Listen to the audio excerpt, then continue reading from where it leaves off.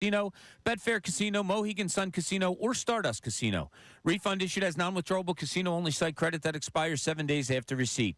Restrictions apply. See full terms at FanDuel.com/casino. If you have a gambling problem, call 1-800-GAMBLER or visit FanDuel.com/RG. Guys, if you can't get up for practice, let alone the big game, it's time to check out the scouting report for focused wave therapy and radial shockwave therapy at Forge Medical Group. Both therapies use acoustic pressure waves to open existing blood vessels and stimulate the growth of new ones with absolutely no cutting, slicing, stitches, or injections. Radial shockwave therapy is known for treating superficial tissue, and focused wave therapy is used for deep tissue issues. However, at Forge Medical Group, we found using a combination of the two therapies at once is much more effective than using one or the other by itself. So guys, don't get sent to the bench on another technical foul. You'll shoot and score with help from Forge Medical Group. Appointments fill up fast, so call 610-632-8181 now. That's 610-632-8181 or visit ForgeMedicalGroup.com. ForgeMedicalGroup.com. This is the day of the big...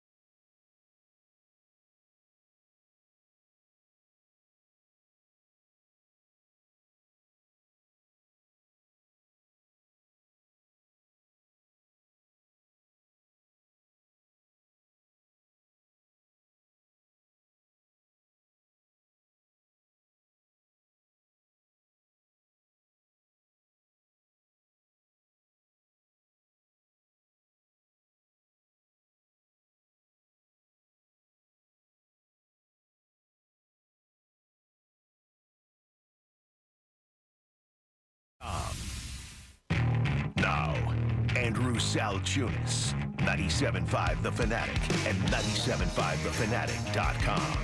And a good Thursday morning, Philadelphia. I'm Andrew Salchunas. Welcome to the Midday Show here on 97.5 The Fanatic. You know, I was thinking about something yesterday. I said something at the end of the show that made me think about today's topic. All right?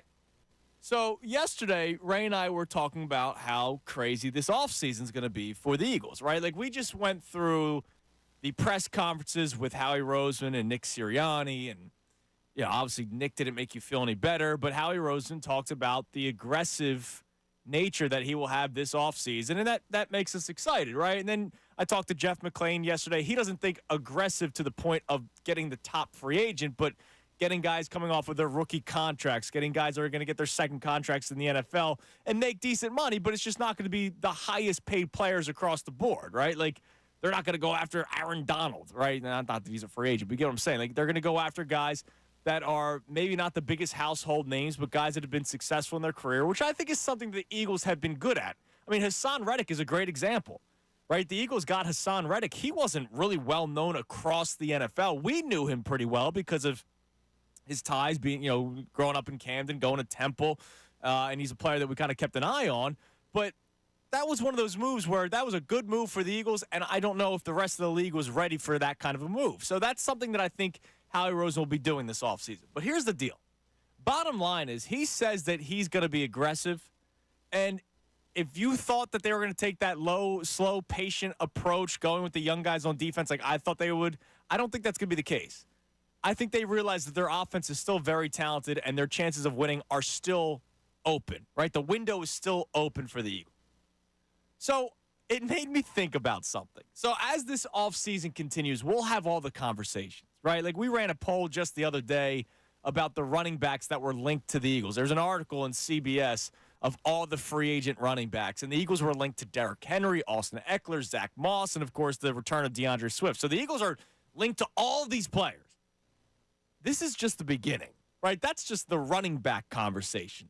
The Eagles are going to be linked to linebackers. The Eagles are going to be linked to safeties. The Eagles are going to be linked to corners. They're going to be linked to everybody because as every reporter, if you've heard a local beat come on or if you've heard a national reporter say, they always say the same words. With Howie Roseman, anything's possible, right? We've heard that a million times, whether it's training camp, draft, OTAs, regular season, trade deadline. Howie Roseman is always busy, and everybody knows that. So let me ask you guys something. Last offseason was horribly boring. Horribly boring. There was nothing to talk about when it came to the Philadelphia Eagles. Okay, we talked about the extension for Jalen Hurts when it happened. We talked about the draft and who they should go after to continue to add to this team, because we do know the importance of the draft, not just when you're rebuilding like we've seen the Sixers do. No, like, it's also in the NFL, it's important to hit on draft picks so that you can continue to stockpile talent, and then you don't have to bring back some players out of necessity, right? Like, you can keep guys in through the draft. You just have to draft well. But last year, ultimately, it was one of the more boring off seasons that I had ever talked about on these airwaves. I've been here for about 10 years now. This offseason will be busy. Today's February 29th. Tomorrow will be March 1st. We're going to blink and it's going to be the draft. We're going to blink, it's going to be OTAs. We're going to blink and it's going to be the start of the regular season. That's because the Eagles will be so busy this offseason, so active. And I'll be honest with you guys, it's more fun that way. Now, here's the problem. The reason why last year's offseason was so boring was because we had Super Bowl expectations. There was turnover on defense, as we know. They lost 5 starters in the middle of the field. So you were talking about, all right, how are they going to replace those guys? But we felt so good about the offense that we didn't even talk about the offense. Offense is more sexy than defense. We know that. We didn't talk about the offense all offseason except for when Jalen Hurts got his extension. There was no issues with A.J. Brown, right? Nobody was worried about A.J. Brown, whether or not he wanted to be here. Contract talks, extension talks of Devontae Smith aren't started yet. Dallas Goedert had already been locked up. The only drama was whether or not Jason Kelce was going to come back, and we found out about this time last year that he was. So there was nothing really to talk about the Eagles on offense during the offseason. And stop me with, well, there's a million things you could talk about. You could talk about how good the offensive line is. No, like when it comes to a legit, if we're doing radio, right? And I'm not doing hot take stuff, but if we're doing radio, right? Like it's conversations where you actually want to talk for more than 10 minutes. I could talk about how great the offensive line is for like a segment, and that's it. No, we're in the business of 4-hour shows, right? So last year, there was nothing to talk about. Unless you went with the take of they were going to have a bad season and take a slight step back, and then all of a sudden that would generate some conversation, but nobody was really feeling that way. This year's different. This year, I don't feel good about going into the 2024 season. I feel good about the talent offensively. I believe in Howie Roseman to fix the defense. I just don't feel good about the head coach, and that's a pretty big deal. And I found out last year that talent doesn't always prevail. I'm still going to be excited to watch the Birds. I'm just a little worried, I'll be honest with you guys. Like, I'm not going Super Bowl or bust this year. I'm not. I'm telling you straight up. I don't even know if I have them going to the NFC Championship game. Other teams will also get better in the NFC. The teams that were in it, the Lions and the 49ers, are going to get better. The teams that were just out of it in the divisional round, they're going to get better. Last year's window, it was the time for the Eagles in the weak NFC other than San Francisco. And they blew their opportunity, and here we are now talking about retooling. But, man, is it going to be a busy, busy offseason. So I have a question for you guys at 610-632-0975. Obviously, you would rather your team be good, right? I want to say you want your team to be bad. But I know how much you love playing armchair GM with any team. We talk about it all the time. It's sports talk. It's barroom talk. You're texting with your buddies. You're hanging out on a Friday night out at a bar at your house. You have people coming over. Ultimately, sports comes up. And you talk about how good it would be if the Sixers had this guy. How great would it be if the Flyers were to trade for this guy? How awesome would it be if the Eagles drafted this person? If the Phillies signed Jordan Montgomery, right? Like, that's how we end up talking. We're all sports fans, so that's what ends up coming up. And I know that you love playing armchair GM. I see mock drafts on the timeline all the time. I see, when it comes to the NBA, the ESPN trade machine pop up around the deadline all the time. You love playing armchair GM. Last offseason, you really couldn't. You did a few mock drafts, and that was it. The money was already put into Jalen Hurts. The offense was already set. You were wondering what they could add defensively, and they really didn't add all that much. They just reworked the contracts of Darius Slay, and they extended James Bradbury. You weren't allowed to play armchair GM last year. Now, because of the issues, because of the drama, you will be able to. This is going to be an offseason full of trades. There's going to be cuts. There's going to be free agent signings. The draft is more important this year than last year. So I'll ask you at 610-632-0975, does part of you enjoy the added storylines when it comes to the Eagles, even though it means last year sucked? It fell apart. There's drama still. There's drama that has yet to be told, stories that have yet to be told. And ultimately, they didn't find the success that we expected. They didn't even get back to the NFC Championship game. They lost in the wild card round.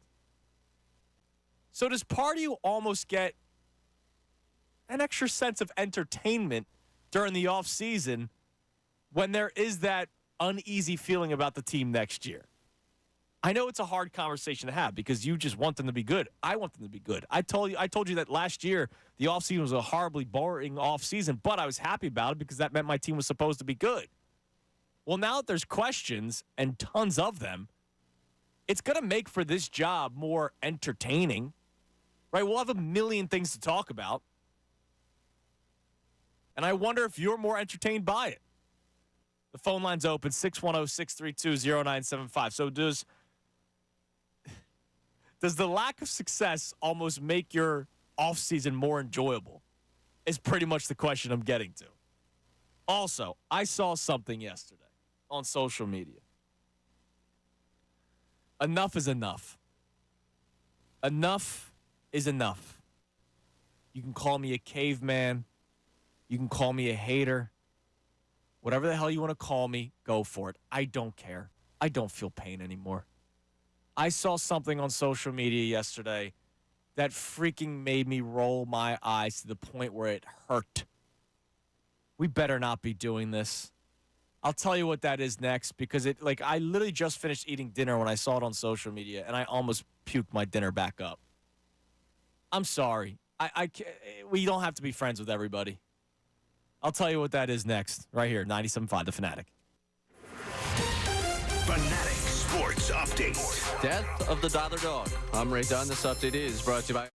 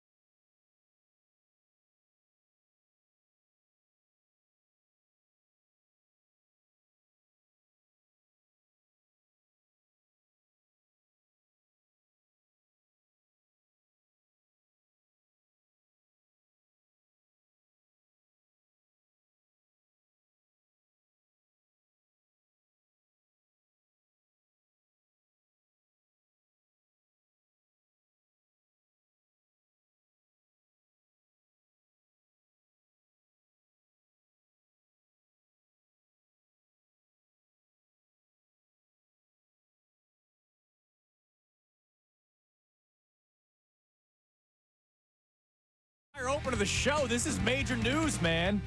10 o'clock hour brought to us by Win the Nation. Take advantage of Win the Nation's 50% off sale on all style windows. Plus, make no down payment, no payments, and no interest for 12 full months. Call 866-90Nation or visit winnernation.com. I didn't know about it until I heard Ray's open to his update. No more Dollar Dog Night. What? I see the story from Matt Breen, who, as Ray said, will be joining us today at 12:30. The Phillies are ending Dollar Dog Night after 27 years. They'll have 2 BOGO dog nights in April this season where fans can purchase 2 hot dogs for the price of one. One hot dog's $5. Freaking ridiculous. This is a tragedy. I'm sorry. Now, I do blame a lot of you out there. A lot of you are at fault. A lot of you. And don't hide from it. You're throwing the hot dogs all over the place. You don't think that was part of the problem?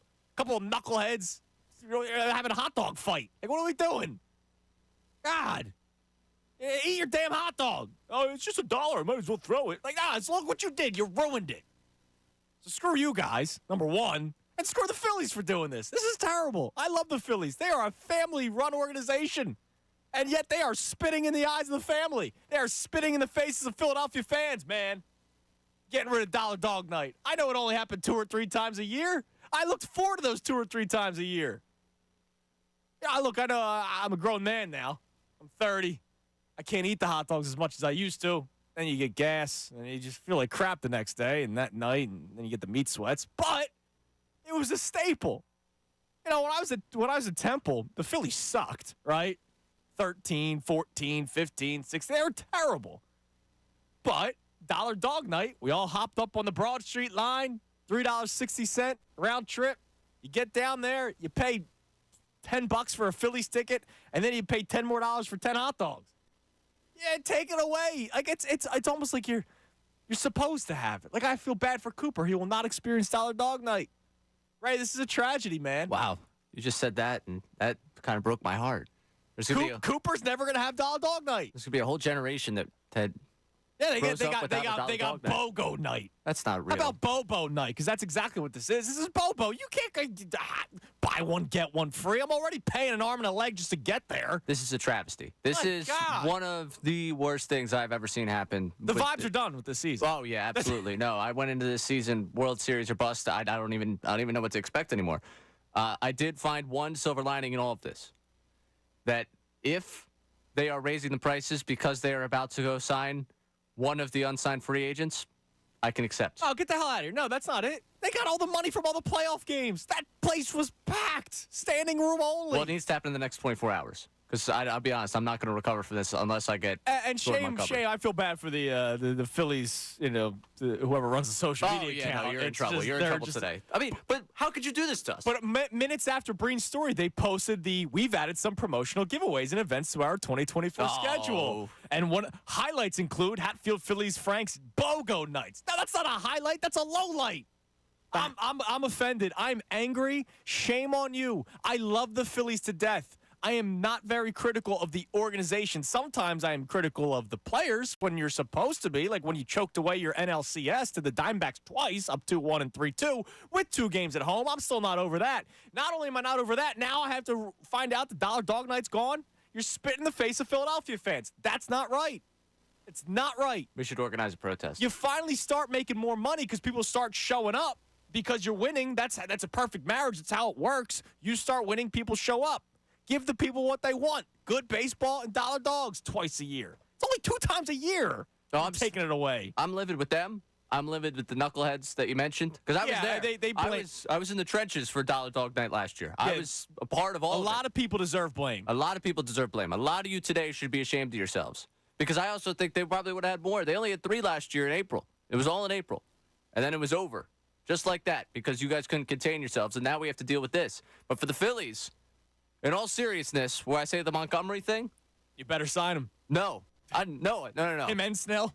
I need a lot to make up this. Give me Montgomery and Snell for these hot dogs. You have taken away one of the great holidays of my year. It's a staple. I've been doing it since, 27 years. I'm 30, right? So basically my entire life, I've been enjoying Dollar Dog Night. When we did the 17-game plan, my dad and I, one of the games was always a Dollar Dog Night, right? You go there, you eat as many hot dogs as you want, you hate your life afterward, but who cares? You circle it on the calendar. It's an event. It's an event to go to. It is something you absolutely try and Wasn't this America's pastime? Not anymore. My God. Baseball is dying. You know what? You spit in the face of America. Yeah. Not just Philadelphia. You spit in the face of America. Baseball, hot dogs, apple pie, and Chevrolet. Remember that commercial? Well, now what? You gonna slash my tires while you're at it? Not that I drive a Chevy. Well, come on. That's terrible. Very disappointing news. I can't, how are we going to enjoy the idea of a hot dog at a baseball game? This is what we're raised to do. Go to the ball game, enjoy a reasonably priced hot dog once a year because it's not reasonably priced any other day of the year. I just saw a great tweet, Jeff McDevitt. Dollar Dog Night versus BOGO Dog Night, and it's the Fanatic on the left side, and then the fake Fanatic that they had for 2 years. Come on, man. This is a tragedy. I can't believe that we are doing this. All right, we'll get to the phones in a second because obviously this is something that we need to talk about. Shame on the Phillies. I'm sorry. Shame on the Phillies. You spit in the face of Phillies fans. You spit in the face of America, more importantly. All right, Ray, do you get what I'm saying when it comes to this Eagles topic? I understand what you're going for on this one. So I'm not thrilled that there were so many issues with the Eagles, but I will be honest with you, this offseason will be more entertaining. And bottom line is sports is entertainment, is it not? And the NFL is a 24-hour, 365-day-a-year news cycle, is it not? Yeah. I'm not saying you have to be happy, but does part of you find it more entertaining that the Eagles have as many things to fix this offseason? No. Okay. No, I'm not You'd compelled. rather be bored every offseason. I would rather us right now be saying, Bryson, stop batting leadoff. Wow, what does that mean? I'd rather this be the Eagles be, in their nice little calm place in the corner where they're, okay, we figured it out. We got a couple of free agents to address, but we've already pretty much nailed down what we want from them. It was a nice run to, maybe they don't get to the Super Bowl this year, but it's the NFC Championship game, and they get somewhere there. And we're talking about, this group, it looks good together. I don't want to have to sit here and pick apart the core values for... Well, no, I said forget the core values. Forget Nick. I'm talking about... But that comes with how bad it was. Of course it does, but I'm not worried about core values until week one. Okay. Right? I'll find out if the core values are still there come week one. But in terms of the talent on this team, think about the positions they need to address. It's the sex appeal positions. Running back, safety, linebacker, especially in this town, linebacker, right? And they've needed to address that for a while now, but linebacker, a good edge rusher. This is the city of Reggie White, for crying out loud. You know what I mean? This is a pretty big offseason for sex appeal positions, potentially corner. I don't believe James Bradbury's in their plans, as Howie Roseman said. He's under contract. He's under contract. He's in their plans. There's 5 positions of sex appeal that they need to address. And we were almost at looking for a head coach, too, but that's okay. Whatever. We'll be gone midway. There's a lot of big positions to fill, and it's not left guard, right? It's this is an entertaining offseason. This is, if you like playing armchair GM, now's the time to do it. Yeah, I understand how it could be compelling in that regard. I think it's compelling to me. It's not better for me. I don't sit here and enjoy. I'm not asking to find out if it's better for you. It's just, all right, are you going to enjoy yourself more this offseason? No, I enjoy going into season feeling like my team's set, and I won't feel that way for probably until I see them take the field. What if they make a big splash in March? You're not going to get excited? I'm going to get excited, but it's going to take a couple of big splashes for me to feel like this team is back set up. The what's next is also fun. We did that with the Sixers in the trade deadline. What's next? What's next? Yeah. The Phillies when they signed Castellanos. What's next? Or was it Schwarber first? Schwarber was first. What's next? What's that? The what's next is fun. Okay. You're waiting for your Woj drops, your Woj bombs. Your Woj drops. Sound like a 9-year-old man. You're waiting on your telephone, on your telephone devices, and your Shams, and your. So, 2 Brown, 1 Mamba 5 checks in. I think I do enjoy added storylines. Of course, success and winning is the best, and I take that 10 times out of 10. But Madden-esque of this offseason is going to be so riveting. It's also fun to have new energy and new players to look forward to for any of our teams. How about that? Yeah, hey, listen, that's nice. If you want to enjoy that, you can enjoy that. You know what I like better? The team where I'm feeling confident they're going to go and win. Well, he said he would take that 10 times out of 10, but I hope he's going to be honest with me that the new energy and the looking for the new player, he said it's Madden-esque. That's what this basically is. We can play Madden armchair GM. We could talk, oh, man, I would trade this guy for this guy. I would do this. I would do that. You know what's cool about Madden? I could do it. I could go play Madden on my own. I don't need to play Madden for Howie Roseman. Okay, well, what are we doing for a living? We're reacting to everything anyway. Yeah, so you might as well have more to react to. Like, I'm popping off about Dollar Dog Night. Yeah. It would be nice to pop off about a signing that does or does not happen. Okay. I mean, we're going to end up having to talk about these things regardless. I understand that. Like, I'm not sitting here telling you, it's horrible. It's the worst. But what would I prefer? If you're telling me the chaotic offseason where I'm like, wow, of the 11 positions on defense, I feel secure in like 2 of them? Or would I be like, oh, I have 9 of those positions I feel good about. Maybe I'll react to the signing of 2 people.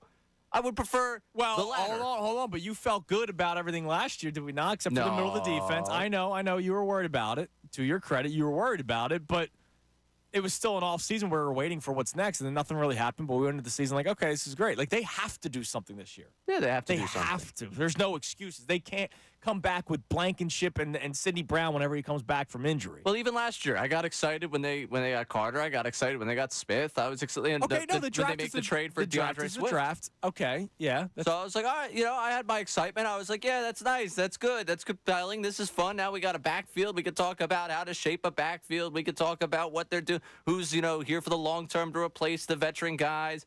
We could still have those conversations, but if you're asking me whether I'm more excited about an offseason where they have to do the whole remodel, no, okay? I just want a little paint job. I don't need you to go demolition mode. Well, we're not going demolition, but instead of, like, painting one room in the house, you're painting the whole thing. You're getting the kitchen redone, too.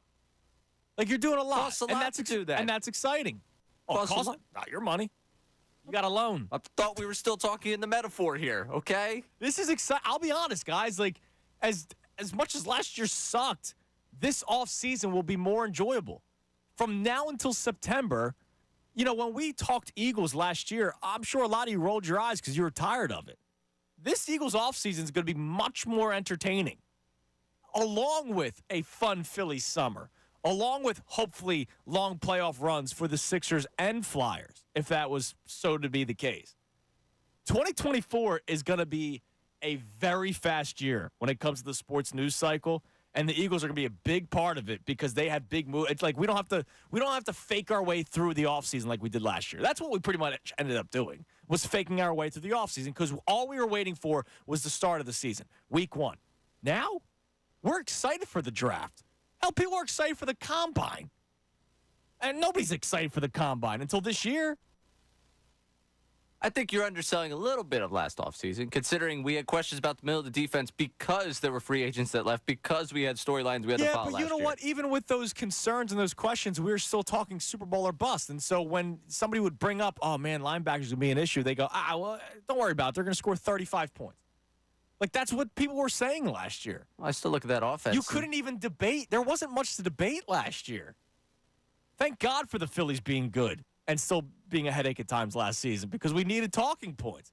This year will be nothing short in terms of talking points. So I would love to hear from you. 610-632-0975. Obviously, I want my team to be undefeated every single year and not have to have worries. But the fact that there are things to work on, the areas of the field that they do need to address, the sex appeal positions, it's going to make this offseason much more enjoyable and much more entertaining. Now, the thing that needs to stop right away, and I'll get to the phones after this, I promise. The thing that needs to stop now, okay? I saw a tweet. Part of me doesn't even want to give the person their due. But I saw a tweet yesterday of somebody trying to start the standing ovation again, this time for Tobias Harris. The Sixers play the Hornets tomorrow night, and somebody on social media said, all right, guys, let's all come together, and during introductions, Tobias Harris gets a loud standing ovation, and every time he touches the ball, we applaud for him. All right, here's the deal. The Trey Turner one worked magically. He's also like a MVP candidate. Tobias Harris isn't. The standing ovation worked until it didn't come playoff time. You can't really do it again with Trey Turner, right? Like, it's done. If he comes out the gate slow this year, no standing ovations, right? Like, it was done. And it worked. To everybody who did it, to their credit, it worked. Here was the reason why I did not want to do it. What if it didn't work? Because if it didn't work, then what are you going to do? You're just going to boo louder the next game? Like, what is it? Sometimes we don't think about the negative implications of something. So great, it worked. I'm glad that it worked for Trey Turner. He had an incredible second half of the season, and part of that led into the NL wildcard round in the DS as well. And then he kind of crapped the bed in the CF. But what if it doesn't work? Then what? So you're going to give Tobias Harris a standing ovation tomorrow. The person on social media wants to start. Tobias Harris, this isn't year one of a big contract. This is his final year of a max deal that has been filled with disappointment. Filled with disappointment. From him. Not just the organization. From him. Tobias, the friendly ghost, disappears. Joel Embiid's out. You need him to step up. He's played worse. He spit in the face of some Sixers fans, calling them casuals, Ray. You? Me specifically. Because I wanted him traded for three-point shooters that could actually fit with James Harden and Joel Embiid and Tyrese Maxey. But that makes me a casual, because he's an assassin scorer according to his father. But he's already spit in the face of some Sixers fans. And now we want to give him a standing ovation for what? Bottom line is, ovation or not, they're not going to be winning many games until Joel Embiid comes back. It might work tomorrow. They're playing the Hornets. The Hornets suck. So he might go out there, drop 25, and everybody goes, oh, look, the standing ovation worked. Then they play the Mavericks, which another winnable game. Nets, Grizzlies, like they could actually win the next 4 games. They could go 3-1 the next 4 games. But then it gets tough after that. Pelicans, Knicks, Bucks. You got the Hornets thrown in there again. Heat, Suns, Lakers, Clippers, Kings, Clippers, Cavs, Raptors, Thunder, Heat. A lot of tough games. What if he just goes back to his 15 a game after that? Then what? Are we once again just going to boo louder and hate more? Like, I'm not hating more on Tobias Harris. I've kept the same energy. I like him. I think he's a good ball player. I just don't think he's fit with any Sixers team that he's been a part of. I don't think he does one thing exceptionally well. The things that I do think he does well with, playing in the low block, well, how are you going to do that right now? We talked about this yesterday when Paul Reed's the center, not Joel Embiid. The things that he can do well, he can't do well without Joel Embiid. And then he doesn't necessarily fit with Joel Embiid. He's a guy on a bad team that can average 20 a game, be an efficient scorer. Not a team that's trying to win a championship. I'm sorry. I've kept that energy from the very beginning when they extended him for the max contract. I was not a fan of it. I think he's a nice player. I just don't think he's ever going to put you over the hump. So we're going to do a standing ovation for what? Just to try to, is it more so the reaction on social media because you put out the tweet, or is it because you actually think it's going to work? Shame on me, I guess, because I'm an evil human being, Ray.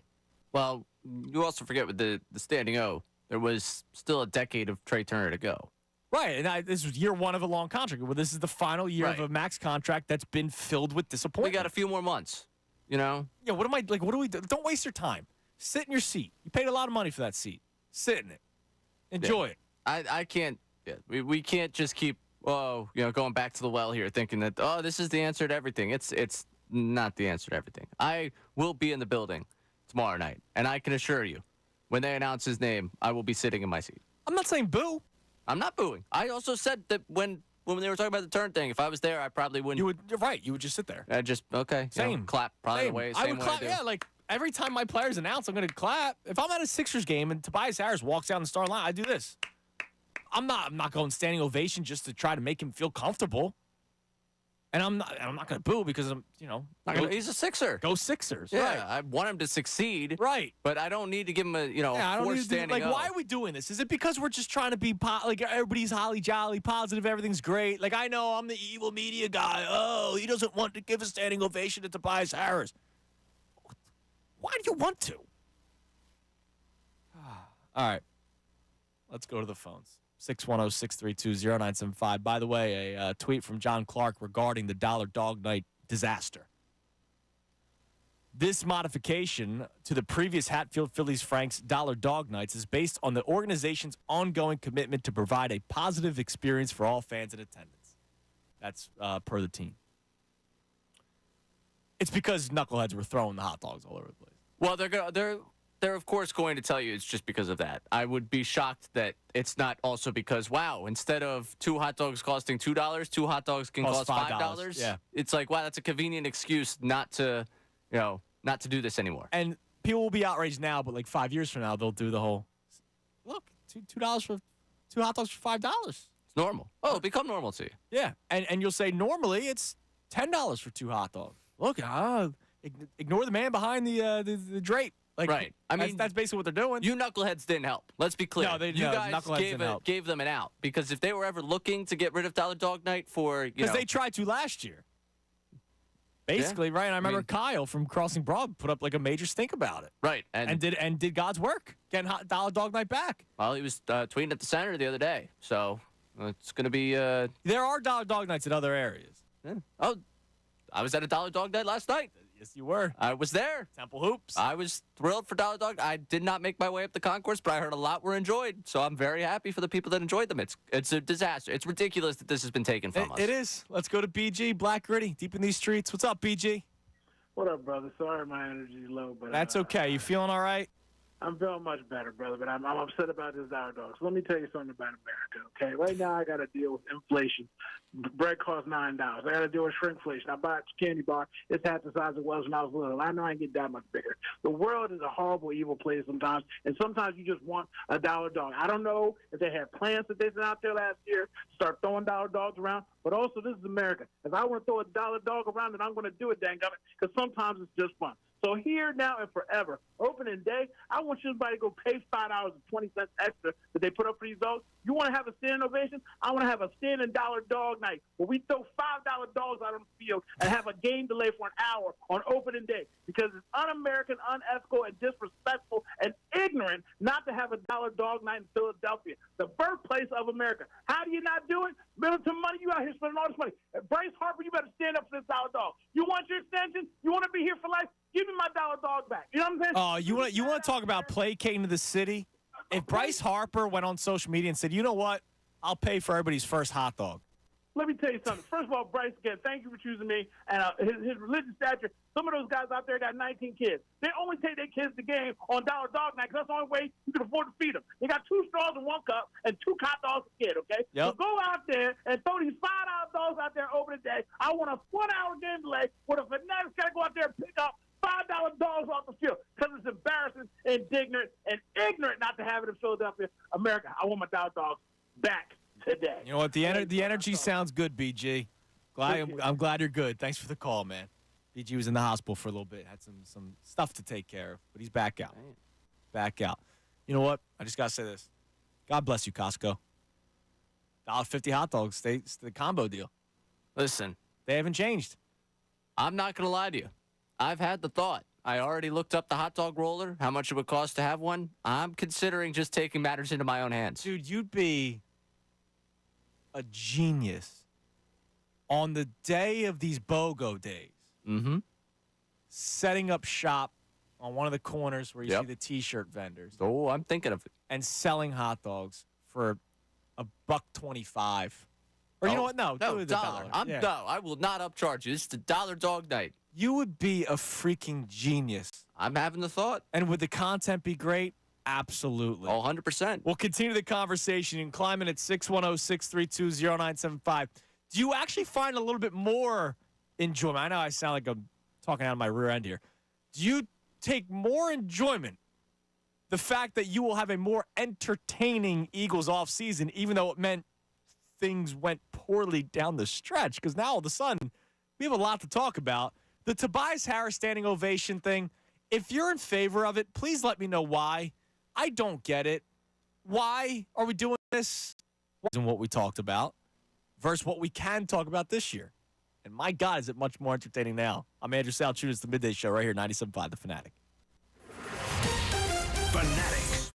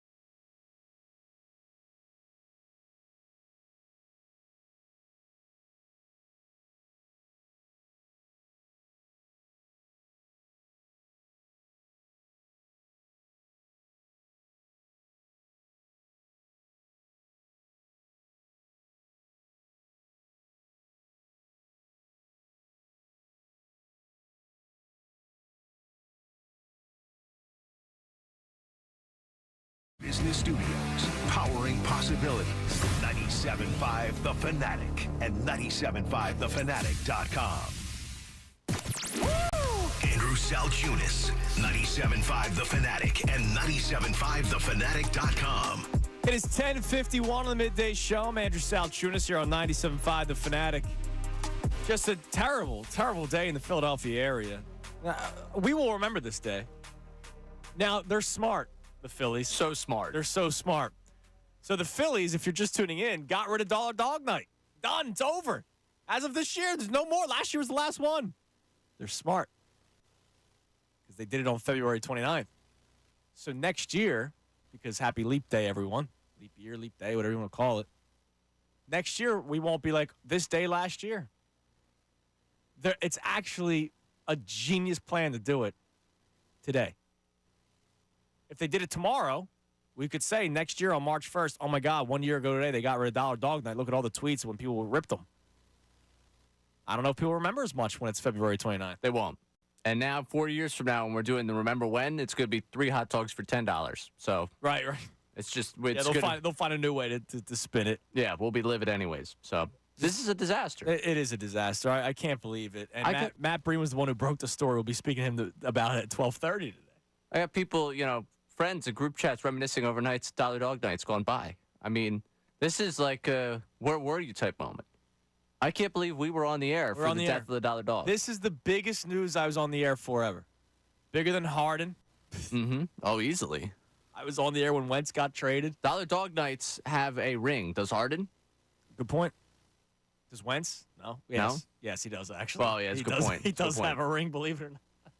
Yeah, okay. It's a terrible day. Who played a bigger role in their championship season? I would say the hot dogs. Yeah. Than Carson Wentz. Unbelievable.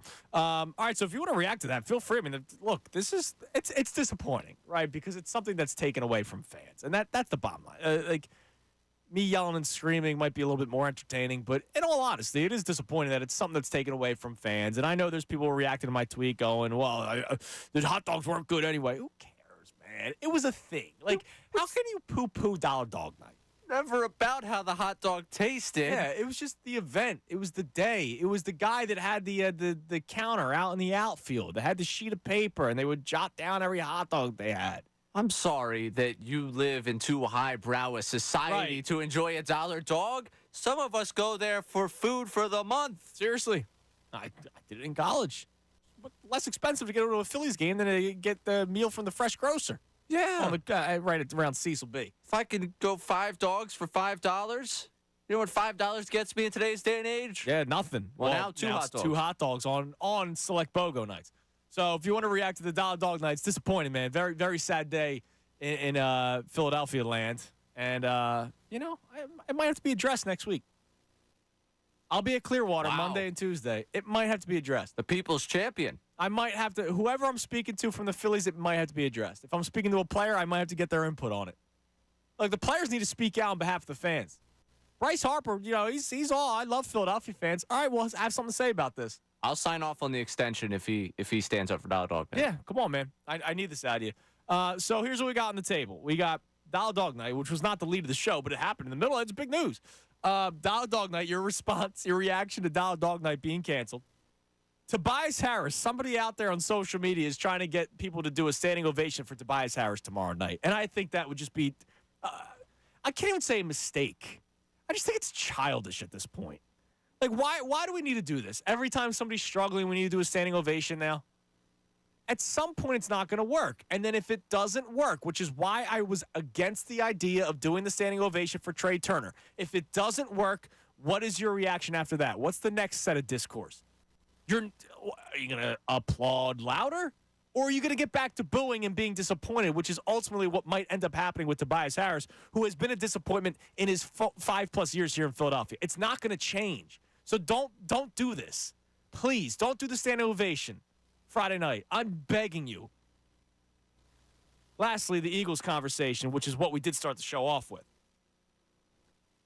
I think a lot of you don't want to admit it because it means the Eagles had a tough end of the season and there's a lot of work to be done for them to get back to it, to the Super Bowl. But I think a lot of you, myself included, find more entertainment in an offseason filled with questions, more so than an offseason of Super Bowl or bust conversation. So let's think about it, Ray, and we'll get back to the phones in a second. So last year, what did we talk about during the offseason for the Eagles? Super Bowl or bust was probably the number one conversation. We had it a million times. Every show, weekday, weeknight, weekend, Super Bowl or bust was a topic of conversation on this station and many others, right? Like, it happened. Jalen Hurts' extension, the looming of the extension, and then the reaction to the extension happened, right? And that day that it happened, there were some fans that called in that were upset because they realized how much more difficult it was going to be now that Jalen Hurts was paid. And some people were like, well, I'd rather have them have tried over again with that's just a mess. But that lasted like a day or two. Jason Kelsey's potential retirement was talked about for a little bit. That ended already this time last year. Trading for DeAndre Swift, but that was like a blink of an eye. Remember, it was like talked about, and then it happened, and then that was it. What else really? How are you going to fix the defense? How are you? Coordinators was a big one. There you go. 2 new coordinators last year. I got 2 new coordinators this year. New running back last year. They need a new running back this year. Middle of the field question marks. I got middle of the field question marks this year. And with the belief that they will actually address it this year, which makes it more entertaining. Like, this is going to be an off season where we will always be talking Eagles, not force-feeding it down your throat, but there's actually going to be reason to talk about them because they will be linked to every running back, every safety, every linebacker, whether we think the Eagles will do it or not. So we ran a poll the other day on the midday account. There was an article in CBS Sports that linked the Eagles to 4 running backs. Those running backs were Derrick Henry, Austin Eckler, Zach Moss, and DeAndre Swift. Think about the first name that I said, Derrick Henry. Like, this is the top running back that's on the market. Now, I know the Eagles probably aren't going to go after Derrick Henry, but a guy can dream in February, right? A guy can dream. Why not? Yes, no? I mean, I'm not going to, but you can. A guy can dream. That'd be really cool. The buzz. Derrick Henry. Look, this is also a job of buzz. Huh? Imagine Derrick Henry. That's a lot of conversation. Now, I don't think they're going to do it. It might not necessarily be my number one choice, but it's something to talk about, and it's a big name. So the poll, 52%. I'm talking about, like, this is the top running backs that are on the market are linked to the Eagles, and we're not even out of February yet. Just wait. L'Jarius Sneed, there's already rumors surrounding Sneed to the Eagles because he put out an Instagram post with his arms out with an eagle emoji. And then you get the whispers of, oh, some current Eagles are talking to their former college teammate like Boston Scott and Milton Williams. They're trying to recruit L'Jarius Sneed over here. This is just the beginning, guys, and it's only February. So I'll be honest, I'm much more entertained right now. And for a 7-month stretch until my team that is going to be good next year is back on the field, that's all I can really ask for right now, right? There's much more this year than last year. Yeah, there's much more in dialogue. Again, you know what I would love to remember more? Oh, you know how great it was to watch them play in the NFC Championship game? You know how great Hurts played the Super Bowl? But they didn't this past year. I know. They didn't this past year. And instead of just here's the thing, at some point you're going to be exhausted. I already am talking about the demise. Hearing Nick Sirianni spew core values the other day just brought me back down to a place I didn't want to be anymore. I would rather look ahead and all the excitement that follows the looking ahead, not just Super Bowl or bust, which is the one conversation over and over again, which led to complete disappointment when they collapsed the way they did. I get to play armchair GM, and I think that's what we all like doing. Yeah, instead of armchair GM, I'd rather be reacting to people hating on our success. Yeah, that would be nice. But, yeah, I like, knocking the flies away. That's the thing. If they won the Super Bowl, it's one thing. They didn't win the Super Bowl, and we were talking about getting back to it, and there wasn't much to talk about in terms of getting back, right? It was, all right, lock up Jalen Hurts because you found your franchise quarterback, and what's next? I get it. There wasn't much more last year. The storylines are more compelling this year. Absolutely. I'll give you that. And that's... In terms of enjoyment, I enjoy the conversation from last year more. Okay, really? how's this? Yeah, I enjoy it. I enjoy the get back conversation. What do we need to get back? You know, we're right there. We were right there at the doorstep. Now it feels like we're not on the doorstep. We're like, is this the right house? But they could be if they make a couple of moves. Right. And Howie himself told you he's going to be aggressive. And that's something like maybe part of it is the radio brain instilled in me because I have been here for a while now, right? And I'm sometimes looking for things to talk about, right? It's part of the job. There's no shortage of it this year. No. And a lot of people listen to sports talk radio and would rather listen to things that are actually worth talking about. I mean, it's also worth mentioning I wasn't doing this Monday through Friday right last year. A little bit of a different schedule for you. Yeah, so the schedule changed. I'm sure that's part of it. Where I was like, oh yeah, you know, when I got the spot starts here and there, I was oh yeah, this conversation's good. This is, you know, fun. It's a good team. Now, you know, you're looking for more to talk about. But here's the thing: it's not like I'm not saying tank and let's like how are you going to completely rebuild? No, the window is still open a crack, right? Like the window is still open a crack because your offense is good enough, and you hope that Kellen Moore coming in here with new offensive ideas is going to make this offense look the way that it did 2 years ago. The defense was horrible last year, horrible. Well, Howie Roseman straight up told you they're going to focus more on the defense this offseason, and that's something that I think we're all going to be excited for. So I want you guys to be honest with me. It's 610-632-0975. Even though it's because of the collapse, are you almost a little bit more entertained that this offseason is going to be more intriguing? That, the Tobias Harris standing ovation that shouldn't happen, and Dollar Dog Night being canceled all on the table. Let's go to Dave in Ben Salem. Davey, what's up, man? Hey, Andrew, how you doing, brother? Dave, I need you to get answers for me, man. What's going on inside that ballpark? It's going to be different this year, without a doubt. But, you know, I've been working there since 2022, and the atmosphere in that ballpark is incredible. And whatever happens with this Dollar Dog Night is going to happen. But I just wanted to call and give you a couple questions. You think Dave Dombrowski is going to add another player to this roster before we start the season? I would be surprised if they don't add one of these arms at some point. I would love to add Jordan Montgomery, but Scott Boras has to go down on the years. It's the money, it's the years. It's what he wants. Well, the Snell one was also interesting the other day. He talked about how he'd be open to opt-outs, so that's something to be keep an eye on as well. Here's my other opinion right now. I think the Phillies only have 2-3 years left to get this done. If they're going to get it done, they got to get it done in the next 2-3 years. That's interesting. I mean, look, as long as you have Bryce Harper, and Bryce Harper still has another, 8 years or 7 years? You know, I still think your window's always going to be open. As long as he's playing at a high level. You got Trey Turner for another 9. Once Castellanos and Schwarber go, you'll find other guys to come here. I mean, you know that this Phillies team wants to win, and they're not going to go another 8 years of Bryce Harper not being a contender. So I get what you're saying. I think the next 2-3 is your best chance, but I don't think the window closes after 2 or 3 years. And I'm so excited for you. You're going to be going to spring training, man. I wish I was going with you, brother. Yeah, I can't wait. Thanks, Davey. I appreciate it. Larry, say hi to them for me. And I can't wait to see you and Christy and Coop at the ballpark. Yep, absolutely, Dave. Thanks, man. I appreciate it. Great checking in. Yeah, I can't wait. I got to reach out to my man, Stick.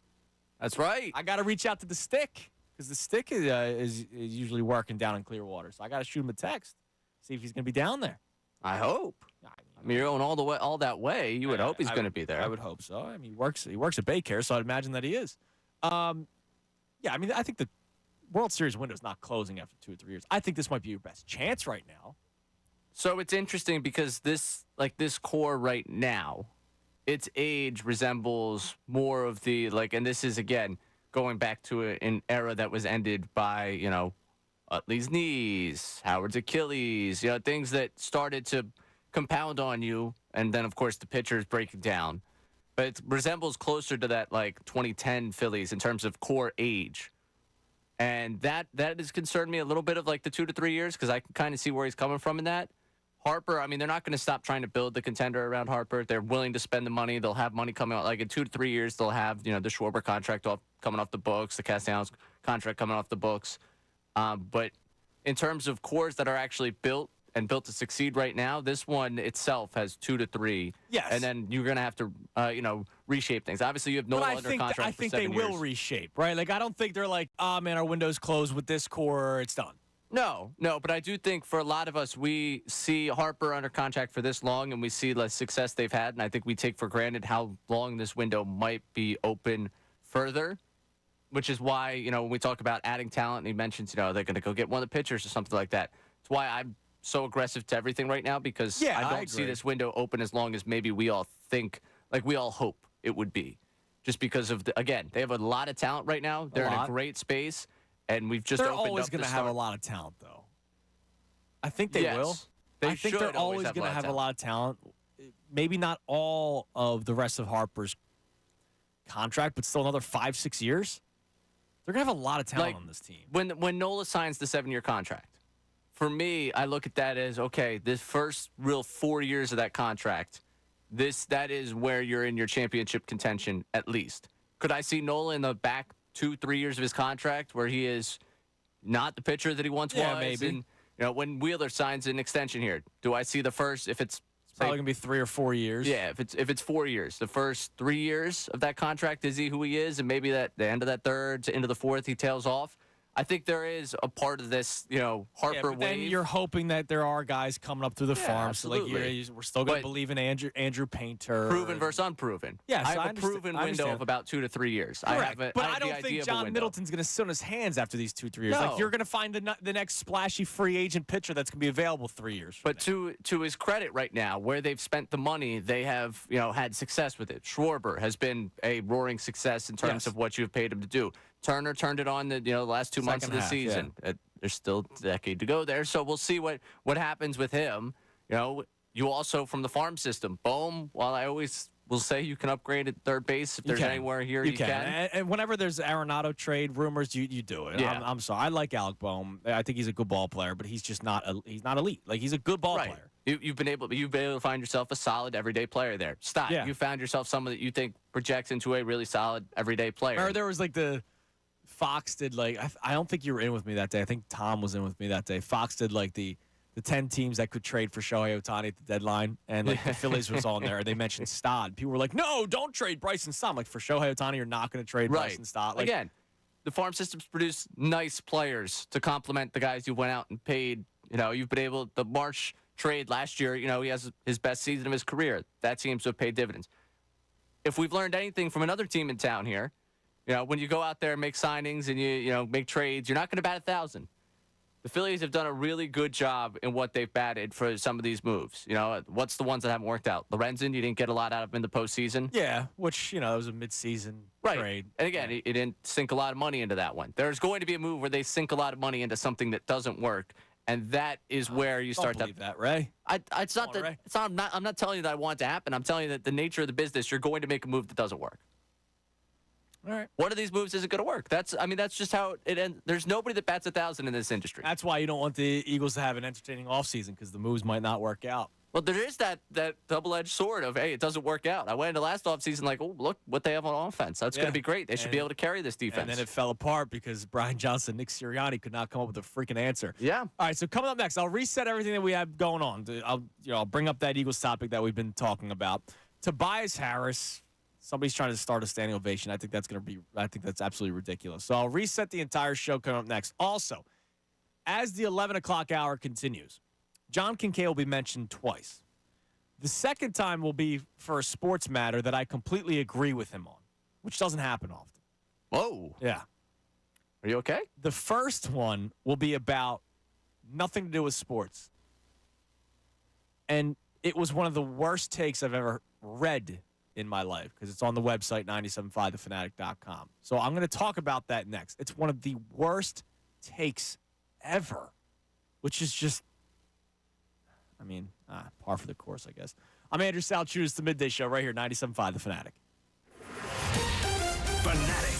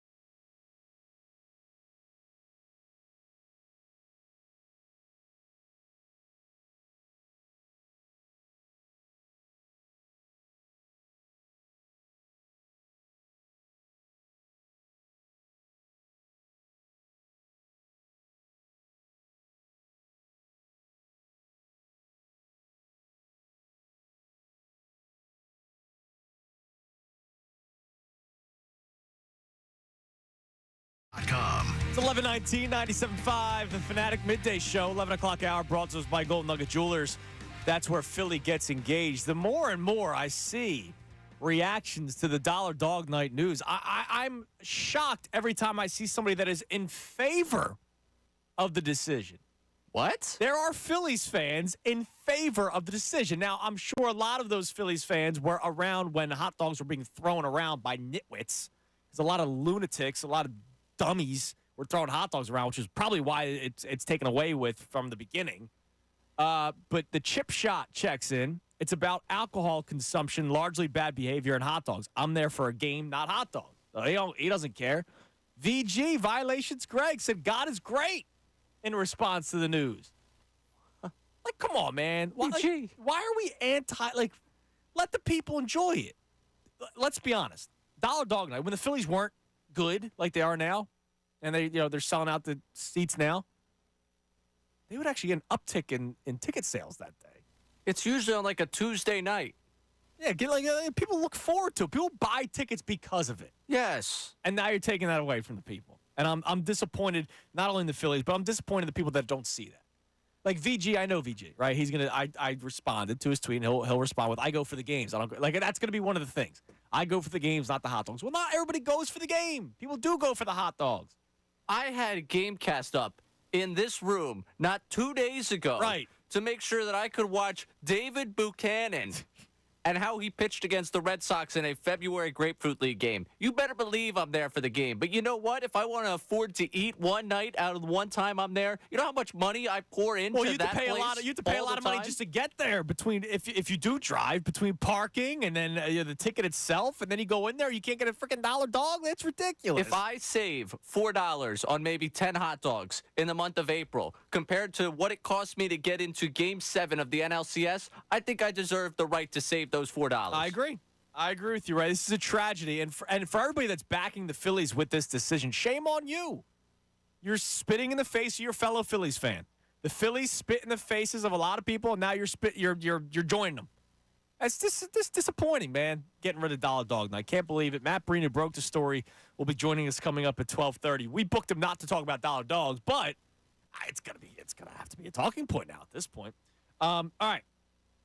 So here's what we've had on the table today. Reset the entire show. And then later on this segment, a take by John Kincaid that just, I couldn't believe that I read it. It's just unbelievable. Anyways, my first opening topic was about the Eagles' offseason ahead of us. And I think this offseason, you will find yourself more entertained. So can you admit to yourself first, but can you also admit to me at 610-632-0975 that you're not happy that the demise happened by any means, but the fact that the demise did happen, it leads to many more talking points during the offseason. It leads to you being able to play armchair GM more than you were able to last year. Because that's the biggest deal. I mean, when it comes to sports talk, right, we talk about it every single day, good or bad, right? Whether the teams are playing well or playing poorly, we're talking about it, right? Well, this is still a good football team, just with room to grow.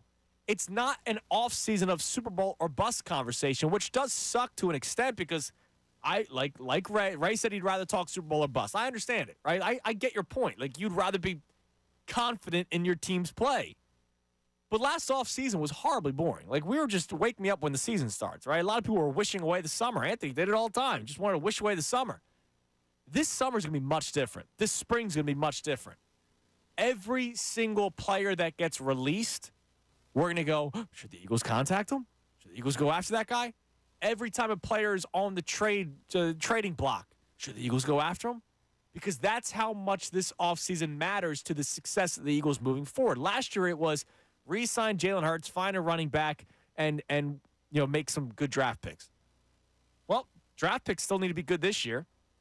You do need to get another running back, but there's 10 other areas. There's much more to talk about this offseason. So my man, 2 Brown, 1 Mamba checked in earlier. I read his tweet earlier, but if you're just tuning in, he admits, I think I do enjoy added storylines. Of course, success and winning is the best, and I take that 10 times out of 10, but Madden-esque of this offseason is going to be so riveting. It's also fun to have new energy and new players to look forward to for any of our teams. So I wonder, are you in that same mindset? Because that's where I'm at, if I'm being honest. Like, I am excited to play armchair GM this offseason. John's been all about Patrick Queen. Do the Eagles go after Patrick Queen? I don't think that they do, but I'm excited to talk about that. I'm excited to talk about potential trades for a corner or for the signing of a corner. Let's see what ends up. Jerry Sneed is getting the tag, but they might work out a trade, right? Like, I'm excited about this. I don't want to see Hassan Reddick leave, but there's going to be the reaction when Hassan Reddick does eventually get traded, it seems. There's a lot more to talk about this offseason. I guess. I mean, I remember last year, DeAndre Hopkins becomes available. We're talking about him. Last year, there was the guy that hosts, did Wipeout? we really talk about him last year, DeAndre Hopkins? They already had A.J. Brown, Devontae Smith. Did you expect them to get DeAndre Hopkins? When someone becomes too? available and they got space to spend, of course we're going to talk about it. That's what we do. Of course I was talking about DeAndre Hopkins. Last year, I was with you and Jamie when Wipeout guy, I forget. Yeah, whoever it was. Baja Biamila. Yeah. But there's Akbar is one of them, and there's brother. They're twins. Yeah. But Baja Biamila. 3 a.m. They was, I guess, midnight West Coast time, whatever. The Eagles were going to get Derrick Henry. And we reacted, would you want Derrick Henry? Like, we do this. We could do that again this year. Yeah, I don't want to. I don't like Why? I don't you want did Derrick it last Henry. year. What do you mean? You wanted Derrick Henry last year, but you don't want Derrick Henry. All right, but you were willing to react to it last year, but you don't want to react to it this year. I'm going to react to it again this year. I'm going to tell you the same thing I told you last year. But now you have more wants this year. Yeah, like, you have a Christmas list this year. Do you not like Christmas? Like, don't turn this into you do not like Christmas. No, seriously. You probably would have thrown snowballs at Santa. Like, now that I'm getting to know you more, like, this is all of a sudden a wish list off season. Because I did want to do the slow, patient approach, but it looks like that's not what they're going to do. Like, Howie's basically telling us. He literally said, I'm going to be more aggressive this offseason, so screw it. Let's go. I guess. I mean, I just assume he's going to be aggressive most of the time. That's how we season. That's what they do.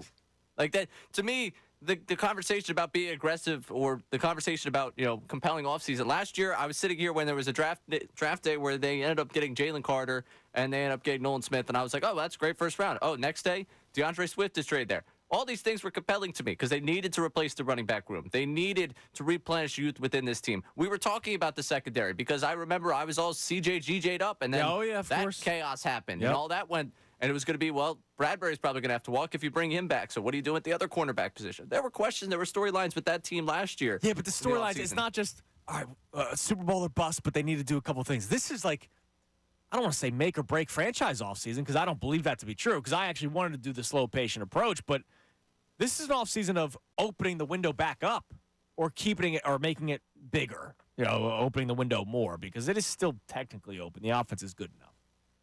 I don't know. It better be open. This is a more entertaining offseason as much as it meant because it sucked, how much it sucked at the end of last year, but it's made the offseason more entertaining. You're in the business of entertainment now, Ray. That's what I've been told. They keep telling me that. We're not doing takes. Entertaining. We're not doing the hot take. Should you trade it? I'm not going to go there. I'm not doing that. But the fact that the offseason is here and there's something to talk about, it makes it a little bit more entertaining. Yes, I think last year... Live a little, Ray. No, but I'm just telling you, if you're comparing it this season to last offseason, the entertainment level you want, I was cool with last year's entertainment level. That was boring entertainment. You're watching the reruns. Yeah. You know what? That was a comfort show. I like comfort shows. Yes, you know what? I want to find something new. That's what I'm getting this offseason. I'm getting a new show. A debut dropping. You know what? I like the characters, okay? I like the characters I had. Do you? I like the storyline. Those characters derailed the entire season. At that time, I did. That show sucked last year. It got canceled. And you're telling me they didn't get re-upped for another season. And you're so certain that they're just going to make a better television show. And Howie, I trust television nowadays. And Howie, I trust. He's a good director. 610-632-0975. Who was in charge of last year's offseason that you gave me the characters that you say sucked? Well, it was pretty bad last year. Actually, I still think that falls on Nick Sirianni because they were 10-1 at one point, and then fell to 11-6, and he's still the head coach here, unfortunately. Thanks for bringing that back to my mind. Oh yeah, I brought Ray. that back to your mind. Yes, you did. We did an entire show today where we've ignored Nick Sirianni. I brought up Nick Sirianni earlier, and you told me, oh, no, not a part of this conversation. No, he's not. But You're bringing that's me back part of the down. entertainment You're of this trying to bring me offseason. back down. You want a boring show. Most of this disappointing. conversation ends up coming back to the fact that they suck this year. A lot to do with coaching. Do you believe in the next two new coordinators, and do you believe in the head coach? Oh, you got to bring in new voices here, man. That also means players. They were questioning Jalen Hurts' leadership. You got to sign a leader, man. Would I prefer an offseason where my entertainment is, wow, how much money is he going to make because he's a franchise quarterback and he was nearly an MVP last season, or an offseason where we're talking about, well, is he vocal enough in the locker room? That's one move. That's boring. What do you mean it's boring? That's boring. It's one day. The contract extension, that's boring. I would rather do 50 straight days of trying to rank the quarterbacks in the NFL than 50 straight days of is my quarterback the leader that he needs to be to win a Super Bowl. But it's not just about the quarterback. It's about the secondary. You have a new defensive coordinator in here. Jalen Hurts. I'm only responding to Jalen Hurts You have a on this defensive coordinator here now that you actually have to listen to, because I don't think Sean Desai had any sort of pull in that war room. Now all of a sudden you got Vic Fangio here. He's got to have some pull. I'll give you credit. If there's one storyline I'm liking a lot better this year than last year, I don't have to think about Matt Patricia and whether or not he is a fit with this team. Right. So that I could give you that. Oh man, look. This is a more entertaining offseason. Everybody's just got to admit it to themselves. Even though it means the Eagles had to collapse the way that they did, you know that this team is still good enough to get back, but they need to make some moves this offseason. So High Rosen says he's going to be aggressive. Let's have fun with it. 610-632-0975. Now, VG has responded on social media regarding Dollar Dog Night being canceled. He said, good riddance. Dollar Dog Nights, also known as Nuance Nights or Amateur Night. Well, VG, don't you want to expand the Phillies fandom? More people go to the games because of Dollar Dog Night, because it is an event. It is a night for people to go out. That's a good. Maybe you grab a new fan that way. Is VG anti-hot dog? Maybe. I don't know. I just want to know, because maybe he doesn't like hot dogs, because that could be an answer. Like, if you just don't like hot dogs, maybe that's it. Maybe you're anti-Dollar Dog. If you don't like hot dogs, I understand why you wouldn't like the night. It's not your crowd. It's not celebrating the food you actually want to eat, so you're going to pay top price for something else. If you go to Dollar Dog Night and you end up going to get something from, I don't know, Shake Shack, fine, I understand. You can. The line might not be that long. Right, I understand. That also might help for you, honestly, VG. Have you ever thought about how short the lines might be? You might get to your seat a little bit earlier. You can't get a damn crab fry until the 7th inning. You go out, now since it's Dollar Dog Night, you might be able to. Right. Before the game even starts. He's a man of violations. I would say it's a violation if you go and get yourself something other than a hot dog. And the other thing is, like there are people that are upset with it. So, let people be upset. Don't try to talk about how this is a good thing. No, there's an elevated level of being, I guess.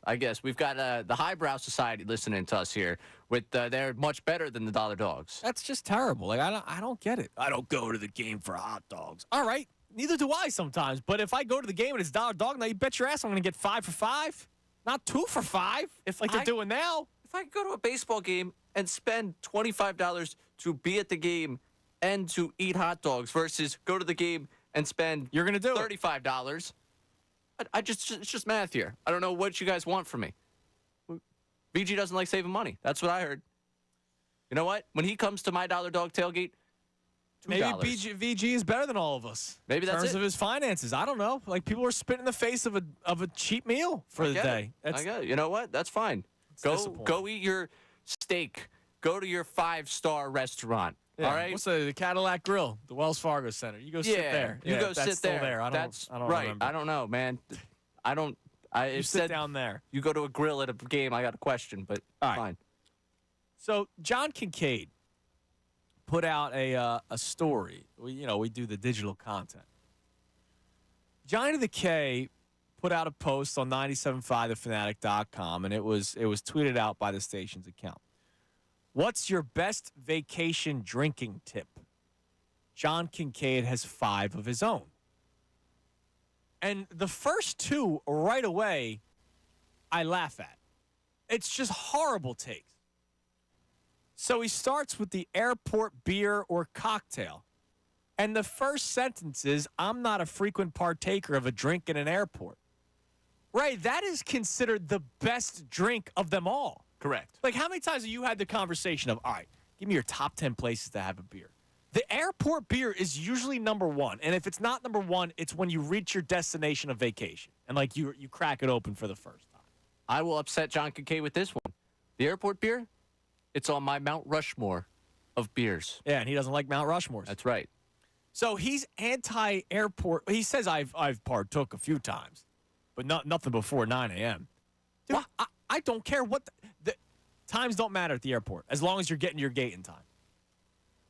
Time doesn't matter. This is another highbrow society. What, you don't drink before 9 a.m. Excuse me for being better than the rest of us. Now, but here's the thing. So he's anti-airport beer depending on the time. But then his second thing is drinks on the flight. He likes ordering the mini airplane bottles, which will run you a price through the roof, right? It's more expensive to get a drink on the actual plane itself. Might as well buy another seat. You might as well. You're right. To put the bottles next to, especially if you're trying to get a buzz. I mean, you need a lot of those. But what if the flight's also at 9 a.m.? Like, so what? It's okay to drink in the air as opposed to the airport itself? I don't know. He talks about his enjoyment of red wine on the flight. Like, come on, man. What? Wait. Time out. This is the guy that's anti-mimosa. Tell me he's drinking red wine at 9 in the morning? Yeah. Oh, give me a break. Yeah, he Give said me he's a break. anti-mimosa on the thing. So, like, his first two takes are horrible. Disaster. The airport beer is one of the finest tasting liquids in the world. The second you get to the airport, you find I'm like the old man thing. I find the gate first. I do the same thing. Yeah, I find the gate, right? It didn't move. It's still there. No. Like, I was at gate 18. Gate 18 was still there. It didn't move. I'll be honest. I get on a lot of the same flights because I'm connecting through a lot of the same and you still still do it. It's at the same gate. Yeah. It's passed down from generation to generation. The walking to the gate first is, it's still here. It's still here. They didn't remove the gate. It is still here. And the old 2 hours. Oh, hey, can't get there any later than 2 hours before your flight. Nope. That's me. I'm flying down to Clearwater. I have like a 2:30 flight. Vito's is at 1 something. He'll see me there. I'm going to get there early enough. Don't you worry. My dad just continued to preach that one to me. And so that airport beer, regardless of time, is one of the best tasting things in the world, and he's against it. That's just horrible. And then, like, he's pro-paying on the flight. No, you drink so you don't have – you drink at the airport bar so you don't have to have a drink on the flight. Also, it's like kind of a cheat code here for you to get the drink before the flight because the drink then knocks you out for the flight. Absolutely. What are you looking at clouds for 3 hours or however long your flight is? Could be longer. It might just be like a little, hey, look at me. This is kind of it's kind of a flashy thing to get yourself the drink on the flight. You go, I read that from John. I was extremely disappointed. All right. So the other thing that we've had going on, other than the Eagles talk, there's somebody on social media trying to start a Tobias Harris standing ovation for tomorrow night, and I'm begging you guys not to do it.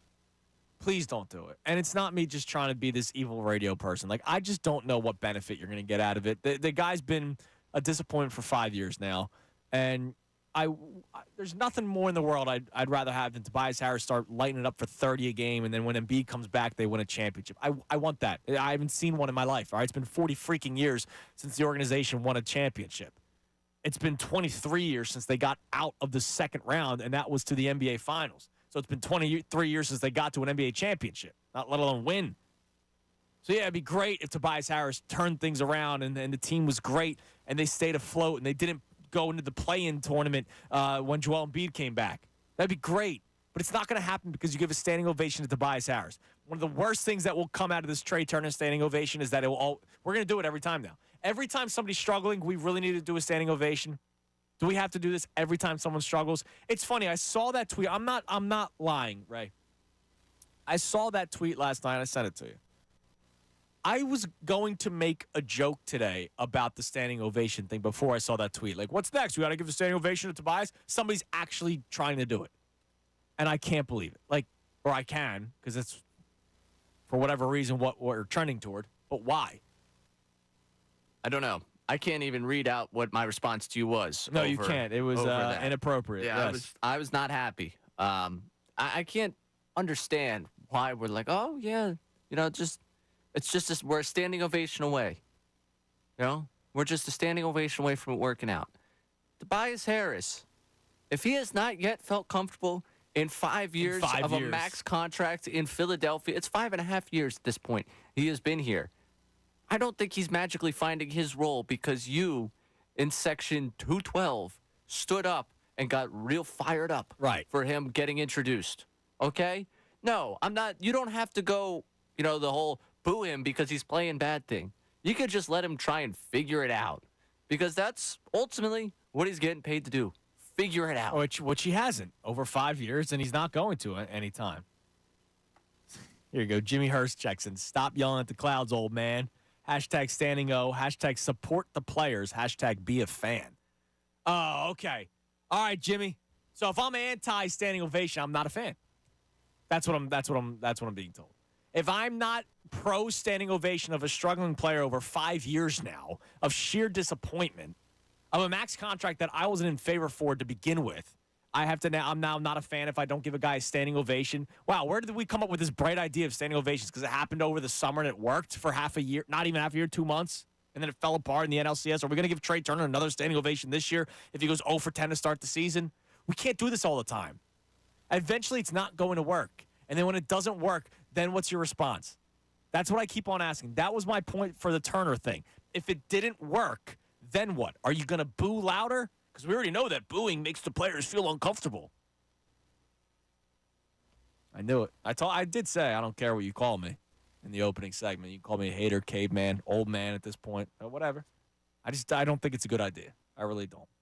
All right, the number to climb in, 610-632-0975. Matt Breen of the Inquirer, Inquirer.com, will be joining us coming up at 12:30.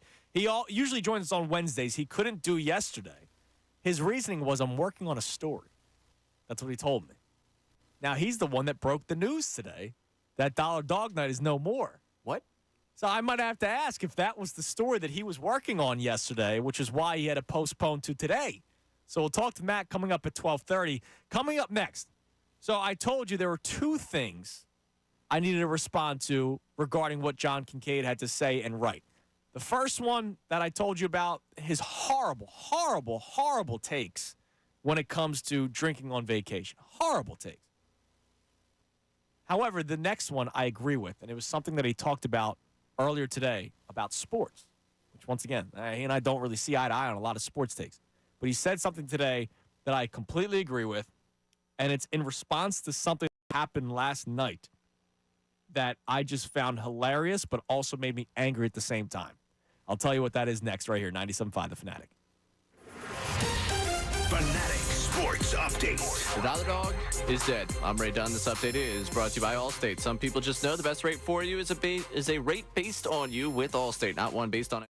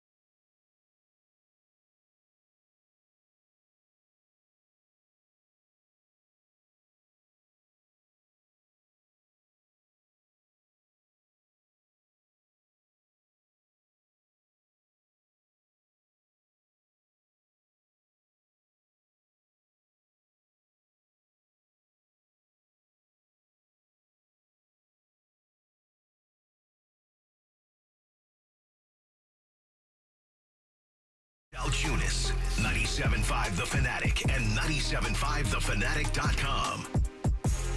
11:49, 97.5 The Fanatic. I'm Andrew Salchunas. You know, just when you think you've seen it all, just saw something totally different and awesome at the same time. So we have a performance studio here inside the building, One Bala Plaza. And if you've ever been in attendance for a First Friday with the John Kincaid Show, that's where it's held, in that performance studio. It's also there for, like, when we have we're a part of a cluster, right? There's 4 other radio stations that we work with, MGK and MMR and Ben FM and XTU. And so every once in a while, a musical act will come in, and they might perform in that performance studio because you can tap into it so it goes out over our airwaves or their airwaves. So today, Scotty McCreery is here, who's a country singer, and I got the alert on my phone he's here, so I was like, let me just go pop over, see him maybe play half a song and then come back in here for the show. I walked into a wedding, Ray. A little underdressed. A wedding. What? So there is a couple, and it's awesome. Congratulations. I don't know the couple's name. I'm sorry for I didn't interrupt. I didn't scream, I object. But as I'm walking in the door, Should I go do that? Yeah, go for it.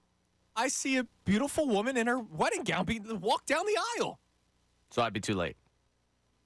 No, they're doing the ceremony right now. You could run in there if you wanted to, but that would be a terrible thing to do. Awful thing to do. I'm not going to do that. No. Has that ever worked? I wonder. I think about that a lot. Like, who has ever stood up? Like, Has anyone ever said, I object, and it actually worked? Yeah. Well, first you have to be able to stand up and say, I object, which means you were invited. Or you found your way in. Right. Because that's the tough part for me. Like, in some world where I end up getting married, the people that could have objected to it likely don't make the invite list. That's a good point. Like, I don't think how many people have invited someone to their wedding that you sweat them objecting your wedding? Like, I don't think you invite the objectors. Yeah, I don't think so. I mean, I guess there are people that might silently object. Like, I've heard the story of, here's X amount of dollars, call off the wedding, move, type things. I'm not going to say any names, but yeah, like that, those types of things happen. But I can't imagine someone actually going through with the objection. And also, a lot of the people who would object, I feel like, don't make the invite list. Right. So that's why you weren't invited to this wedding. But there's literally a wedding happening inside our building right now. So congratulations. I'm not surprised now. I did hear the whispers that it was happening today. I did not know. So I literally walked in. I was like, oh, my God, forgive me. So sorry. I was kind of awesome coming in here for the vending machine. But all right, my bad. When do you celebrate the anniversary, though? Oh, yeah, because today's leap day. It's a good point. But that's pretty cool. And Scotty McCreery, will sing for them. Like that's awesome. A live performance of their first dance, which is pretty awesome. All right, before we get back to the phone, so another John Kincaid mention here on the program. But this one I agree with. So John was ripping Jay Billis and everybody who was so up in arms about court storming the other day because Duke got upset. Who did they lose to a couple nights ago? Wake Forest? All right. Yeah, they no. Yes, they did lose to Wake. They played Wake twice in a week. They lost to Wake Forest. And the Wake students stormed the court. And as they were storming the court, a Wake Forest student bumped into Kyle Filipowski, who is the starting center for the Duke Blue Devils. Filipowski acted as if he got shot. It looked like he tore an MCL or something. Was helped off the court by some of his teammates. He couldn't put pressure down. This happened Saturday. Yesterday was Wednesday. And Kyle Filipowski, without missing a single game, played last night and racked up 30 minutes. So a guy who acted as if he was stabbed on the court because somebody bumped into him, all of a sudden, and the reports were, he could be seriously injured. The guy needed a little bit of not even treatment. He was sore and ended up playing 30 minutes last night. And all these people, we're talking about the people that are high and mighty right now because there are people that are pro dollar dog night being taken away. Shame on all of you. There were people that, see, this is why storming the court is bad. Storming the court is a part of college sports, college basketball. It's a big part of it, man. You're not going to do it in an NBA game. You're not going to do it at any professional sporting event because you're behind bars immediately. This is something where it's known. It's happened. Don't lose. That's my answer. Don't lose to the unranked Wake Forest squad. Win. You're number 10 Blue Devils. Good. Don't lose. That's all. When upsets happen in college sports, specifically college basketball, men's and women's basketball, it's been going on forever. I don't know when the first stork corming started, but it's been going on for a long time. Oh, you can't do this. Look at the injuries. There was no injury. He basically lied. He was fine to play 30 minutes last night. Now, your play-by-play, college women's hoops, tough loss for the Temple women's basketball team yesterday. Yep. Tough loss. Tough one. You also were a student at Temple. Like, storming the court is awesome. It's really cool. Remember, I was in this studio the night that they beat Villanova last season. Right. And I was watching the scenes of it, and it was awesome to see everyone out there on the floor.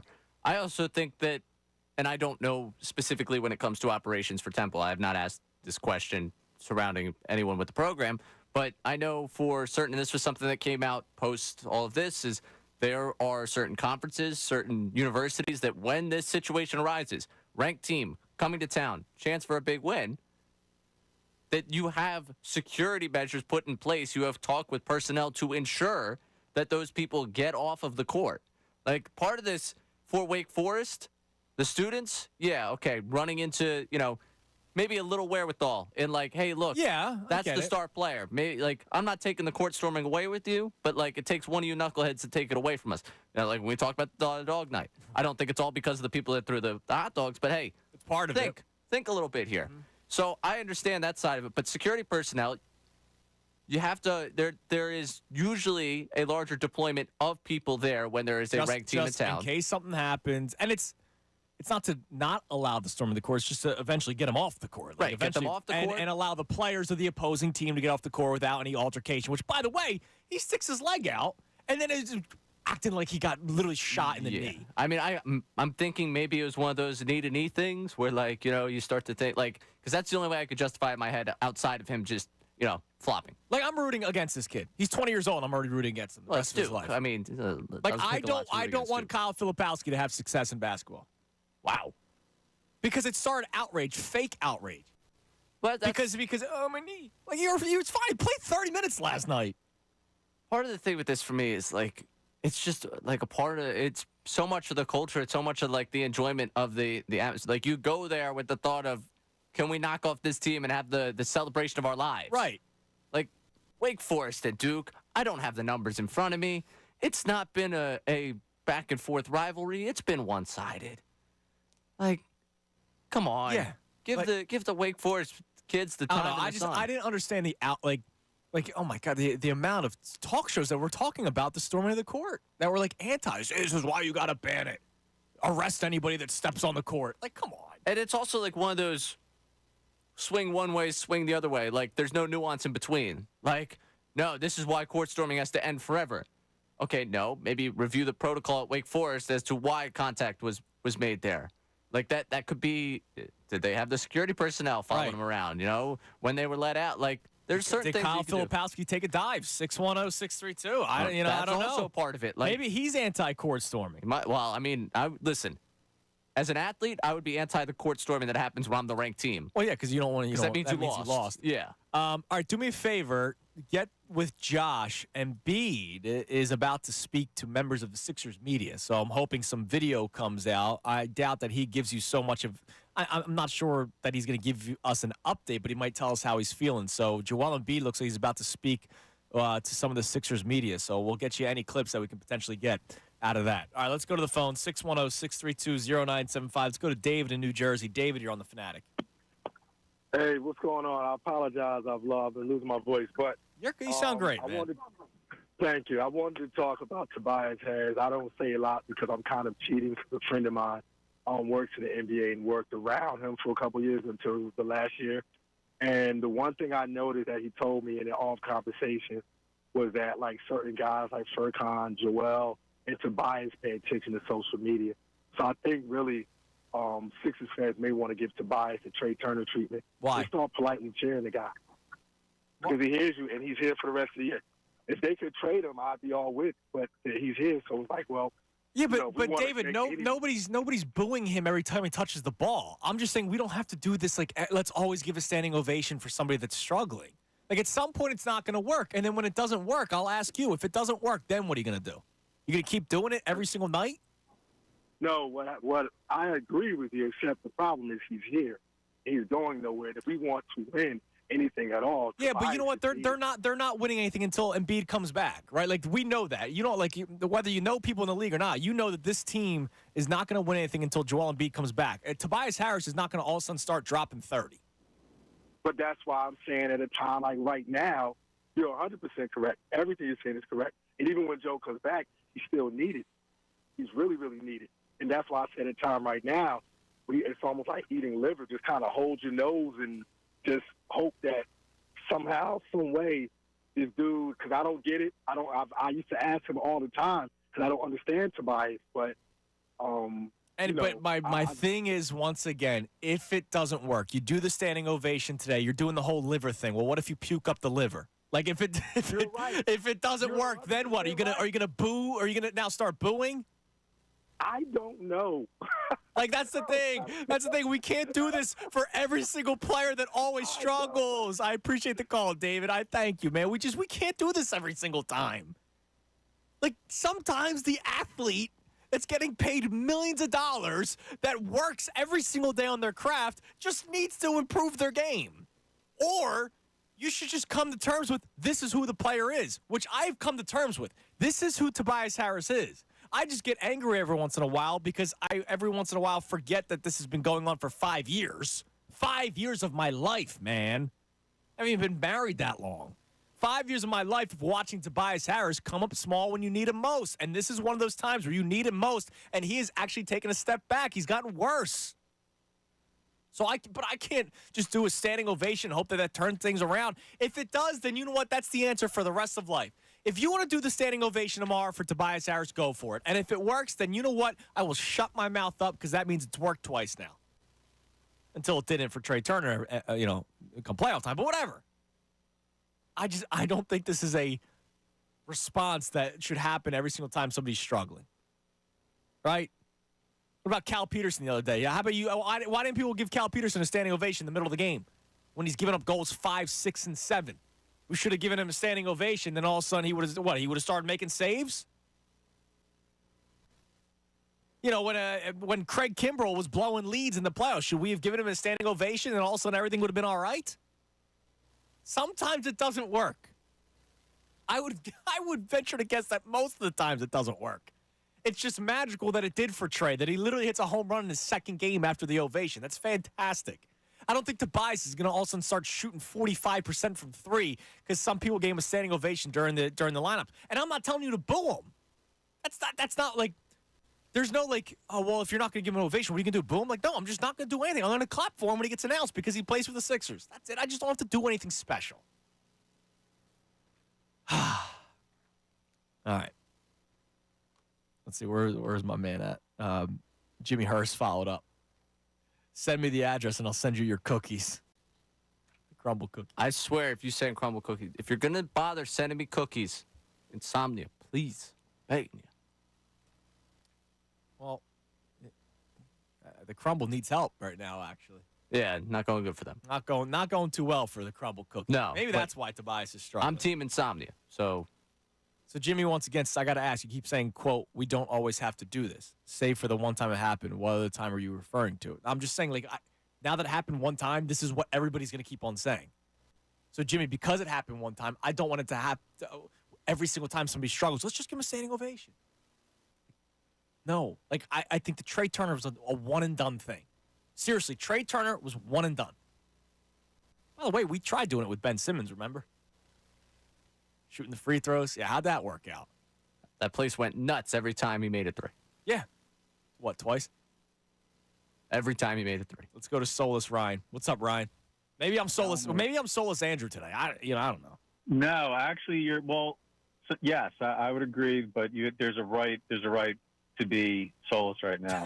One dollar dog is gone. I mean, that's honestly, man. Like, you might as well just tell how I got the nickname. You might as well just tell the kids the truth. You might as well just crap on every kid's childhood. I mean, dollar dog is what kids like. It's like a bonding experience. Can I interrupt you real quick? Yes.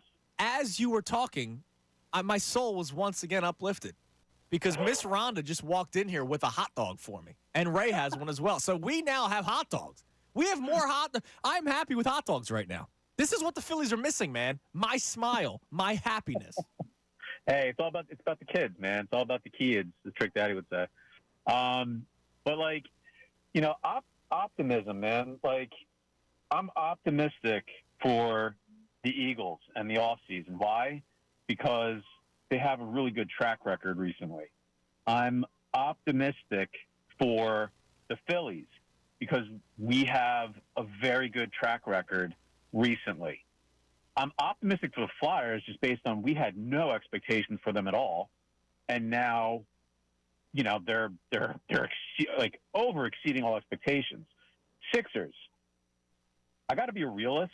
Like, based on what I see, anybody that has any faith in Tobias Harris, you need a lobotomy.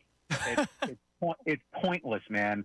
The guy is who he is. Now, about this optimism, it's like a weird parallel, dude. The optimism that people are giving for Tobias Harris to be good, it's not realistic. And I hate to say this, man. It's been so quiet about Embiid. He's always injured, dude. We're not hearing anything about it. We have such optimism. He is speaking right now. I So know. I'll keep you guys posted on that. We got such optimism for him, but based on the past, his entire career, man, he's always injured. I'm not optimistic about. Yeah, but they're like. Here's my one thing. Here's my one thing with Embiid. You're right, and I'm not disagreeing with you, Ryan. I appreciate the call, but the good thing is with Embiid is when he is playing, I know that I can get an MVP-like performance out of him. So I'm going to continue to support Joel Embiid, even though the injuries have been a major issue with the Sixers over the years. But Tobias Harris hasn't done anything enough for me to go, that's the guy that's going to win me a title. So, why do we have to give standing ovations to everybody? Trey Turner, okay, fine. That guy, you brought him in for a huge contract for a long time. And he's a perennial, he could be an MVP candidate. Tobias Harris will never be an MVP candidate, ever, in his career. And right now, he's not doing enough. And so we're just going to give standing ovations every time somebody is struggling. I'm sorry, I can't do that. By the way, just to kind of keep you up to date, so Joel Embiid speaking to members of the media. I want to thank Paul Hudrick for putting a lot of stuff out. You have some sound? All right, so we'll get it momentarily. But he's talking to the media. First time since the injury. He did say that there was only one decision, and that was to have the surgery. So take a listen. Joe, are you going to come back this season? That's a plan. Obviously, everything has to go right. As far as getting healthy and being as close as as I'm supposed to be. But yeah, that's a plan. What's the timeline if everything goes right? I mean, there's really no timeline. It all depends on. You can never tell how the body reacts, especially once you start ramping up. So, it all depends on how it feels, and if it feels good, then that's good. And if it doesn't feel like it's right, then you gotta keep going. My question to you is, but why come back? I mean, you know what I mean? Like after an injury like this, some people might say, you know what? Let me just rest up for next year. The same reason why I was pushing the last couple of games. I just love playing basketball. I want to be on the floor as much as possible. I only have about 20 years to do this, so any chances that I get, I want to be on the floor. So it doesn't matter where we are. I don't know, 4, 5, 3, 7, 8, 9, 10, 11. It doesn't really matter where we are. play as much as we can and try to help us. Has the injury influenced your decision about playing Harris in the Olympics at all? No, it's the same mindset. If I feel good, I'm playing. If it doesn't feel right, then gotta make good stuff this season. But the plan is the plan. Like I said, I don't know how long he's gonna take. If he takes longer than what the timeline is, as far as the games and the players we have remaining, we gotta make those decisions. But yeah, it's all about how have you? All right, so there's the big man. There's Joel Embiid. We'll get some more as we go along, but surgery was always part of the plan. There was no other plan, and he says the plan is to come back. To come back at some point, as long as he can. Right? I mean, he's as honest as he possibly could be, it seems like. Like, hey, if I can come back, I'm going to play. And that's what we're rooting for. And Woj earlier this week said that next week we'll get the update on Joel Embiid. I'm kind of expecting just he'll be reevaluated again in 2 weeks, something like that. We've been conditioned to believe that's how it's right, supposed exactly. to go. But maybe he'll say he'll be reevaluated in 2 weeks with the chance of him playing right after or something like that. I don't know. I'm hoping. Fingers crossed. But good to hear from the big man for the first time since the injury. We'll get more audio as the show continues. Would love to hear from you. 610-632-0975. The Eagles offseason conversation.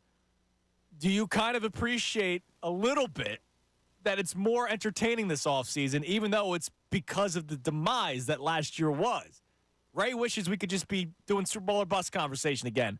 I'll be honest with you. It's going to be an entertaining offseason for us over the next 7 months. So we'll talk about that. Tobias Harris, the standing ovation. I'm sorry.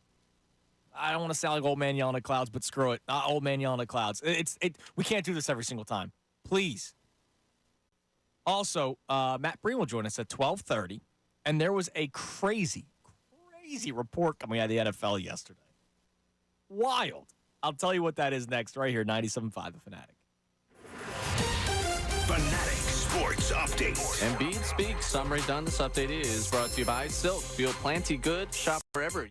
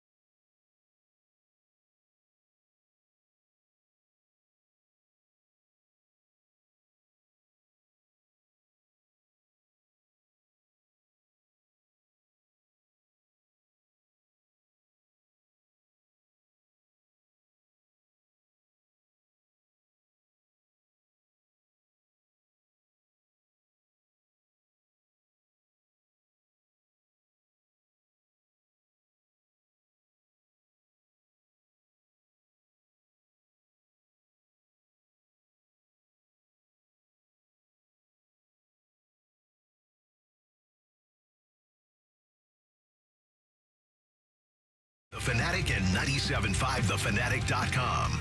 It is 12:18 on the Midday Show, 97.5 The Fanatic. 12 o'clock hour brought to us by Service First Heating and Air Conditioning. Get 0% financing for 72 months and a $500 rebate when you purchase a complete heating and cooling system from Service First. Learn more at servicefirsthvac.com. We will be joined by Matt Breen of the Inquirer, Inquirer.com, coming up at 12:30. He normally joins us on Wednesdays, but he had a pivot to today. And yesterday, his text as the reason why he couldn't do yesterday was he's working on a story.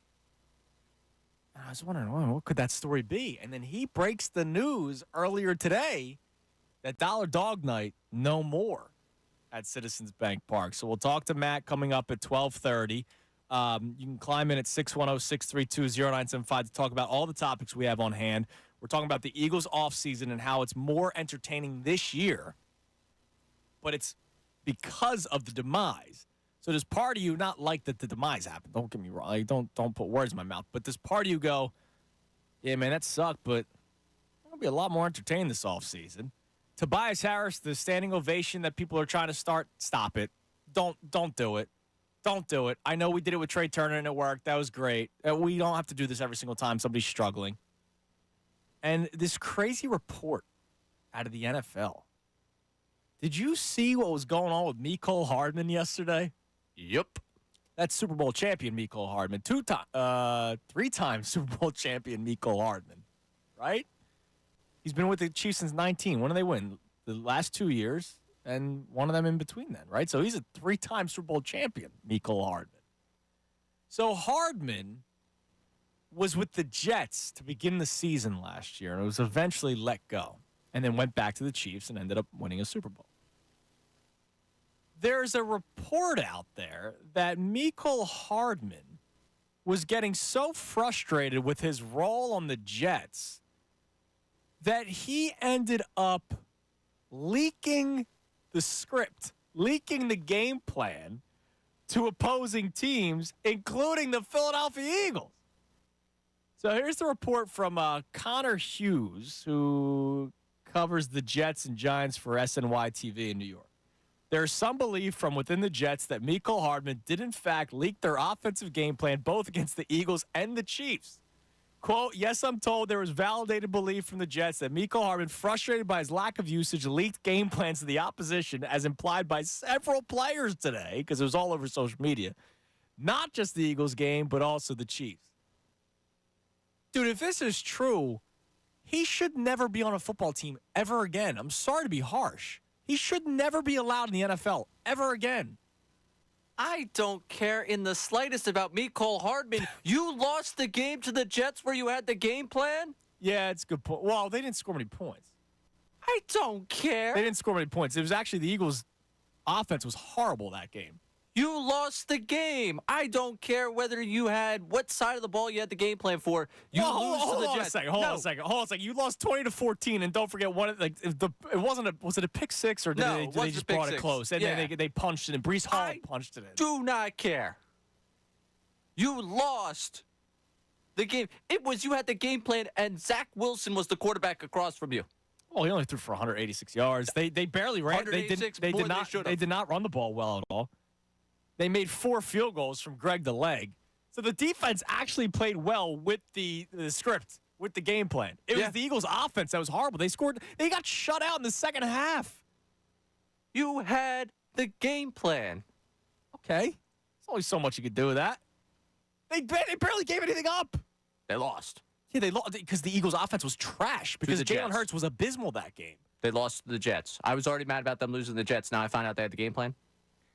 I got to see where their drive started because they were pretty bad. Interception and then a turnover on downs. I don't know, man.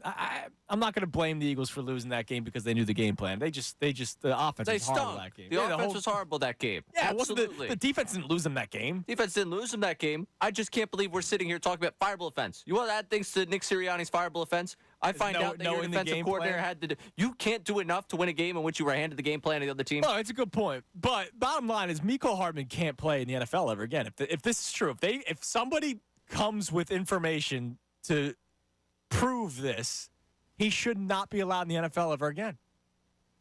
Because here's the deal. What makes you think, if you're any team in the NFL, what makes you think that he's not going to do that again? I mean, honestly, this is worse than gambling on games, I would think. He goes out on top, though. Because he wins his third Super Bowl. Well, no, he catches the game-winning touchdown. I mean, that's it.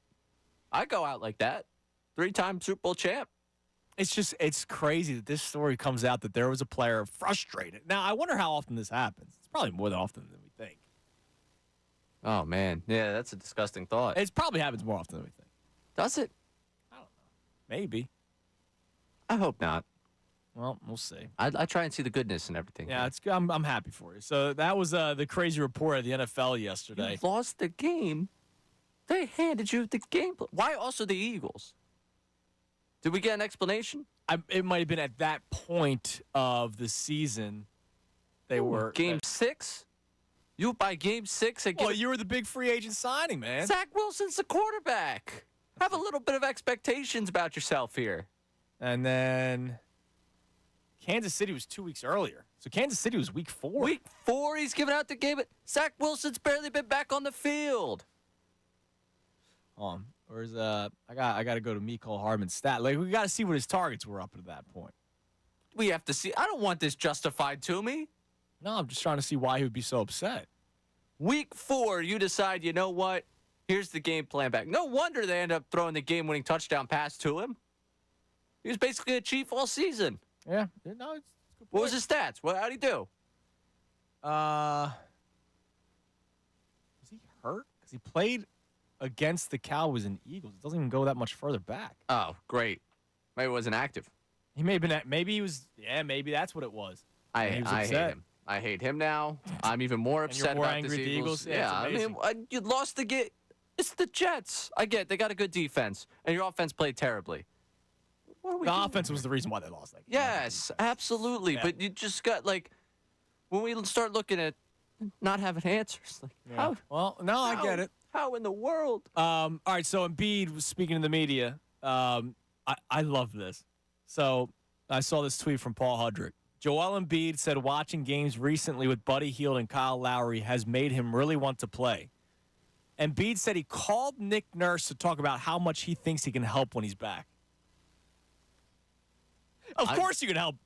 You're the MVP, dude. Like, I want to say something. If I had Nick Nurse's phone number, I would also be calling Nick Nurse saying, wow, I think Joel Embiid could really help this team right now. I love Joe. Way to go out on a limb and say, hey, I really think I can help this team out a little bit. He also said that he spoke with Tobias for almost an hour today to try to give him confidence. So we should give Joel Embiid a standing ovation. If Tobias Harris is a big game today, tomorrow, it's because of Joel Embiid and not because of the standing ovation that some of you are trying to do. Maybe they just found some answers over the last couple of days like they're supposed to. Yeah. Matt Breen joins us momentarily. Let's go to VT Ron. What's up, Ronnie? Hey, Andrew, my man, what's going on? How are you, Ron? Good up there? Everything's good. Everything's good. How about down there? You good? Yeah, it's good. Hey, I got a marathon coming up on Saturday. Oh, is that right? Yeah, half. I'm running a half. Well, look, you're doing half more than a lot of us, so congratulations, man. I know. I just shoved a hot dog, down my throat while we were playing during the last commercial break. I'm with you. Hey, listen, first of all, Shire and Dookies, get over it. You shouldn't lose to an inferior team, period. You want to stop it? Win. That's all I can say. Win, don't lose. Yeah, and then he makes up this whole, Kyle Filipowski acted as if his leg got taken off him. Please, look, Andrew, Duke people sometimes, they're so entitled, they think they're entitled to the world. Yep. And I'm going to just leave it there. And secondly, I'm with you, man. All of a sudden, you get rid of the dogs, the dollar dog, because you're putting people in the stands. Well, when you weren't putting people in the stands, the only time you would put people in the stands was dollar dog night. Yeah. Give the people what they want. They want dollar dogs. It's only 2 or 3 times a year anyway. And they're trying to make it like this. Oh no, but look, it's a new BOGO day. It's buy one get one. You're still paying more money. Please, $5. So they make $4 now. Even though you get 2 dogs, they make $4 Yep. on you. Yeah, exactly. Come on. It's disappointing, Ronnie. It really is. It is. Hey, listen about the Birds. I got a lot of trepidation about this all season because the moves that they have to make have to work. You know, Yeah, of the course. moves that they have to make have to work, and that's the unnerving part of this offseason. And you're right, we will have something to talk about. Oh, we're gonna be way more entertained, Ronnie. You get to play armchair GM for Myrtle Beach. That's exciting. I can, and you know when we start talking birds, I'm calling you. I can't wait for your draft insight, man. Look, this is a different year, man. It's more exciting. Thanks for the call, Ronnie. Good luck on your marathon this weekend. Your half. It's exciting times. And it's only exciting in an off-season when there's actually something to talk about. Last off-season was not entertaining. Last off-season was boring. We watched paint dry for months. And then we started the season, and we were very happy because they were 10-1. And then we saw it all collapse. And because of the collapse, you now have to talk about what are you going to do to avoid another collapse? What are you going to do to get that Super Bowl window back open? And that leads to more conversation, which leads to more entertainment. It's going to be a busy offseason, whether you like it or not. 610-632-0975, the number to climb in. So normally on Wednesdays at this time, we're joined by Matt Breen. But today, he had to push things back a day.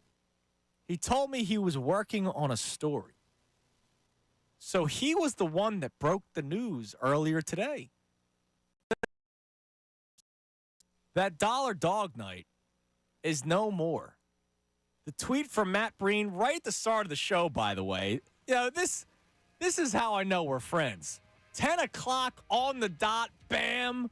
Phillies are ending dollar dog night after 27 years. They'll have 2 BOGO dog nights in April this season where fans can purchase 2 hot dogs for the price of 1, which is $5. Matt, the only issue I have with the tweet is that you have BOGO. It should be Bobo. This is ridiculous. What's up, man? How are you? Good. I saved it for 10 o'clock on the dot because I knew you guys, you're probably sick and tired of talking about Sirianni and Roseman and for the millionth straight day. Yeah, I appreciate you doing this for me. Dollar dogs. Yeah, you're a friend of the show, Matt Breen, for posting that right away. So I got to ask you, you texted me yesterday. You couldn't come on yesterday because you were working on a story. Was this the story? I thought of you today, and I'm like, this is so embarrassing that you think this was like the story. It was not the story. Oh. This came out like during dinner time last night. Okay. But I would never cancel on you for the dollar dog story. What? No. This is important. This is incredible journalism that you did. You came up with the story that's trending. It's being talked about all across Philadelphia, Matt. So you did your job as the respected reporter that you are.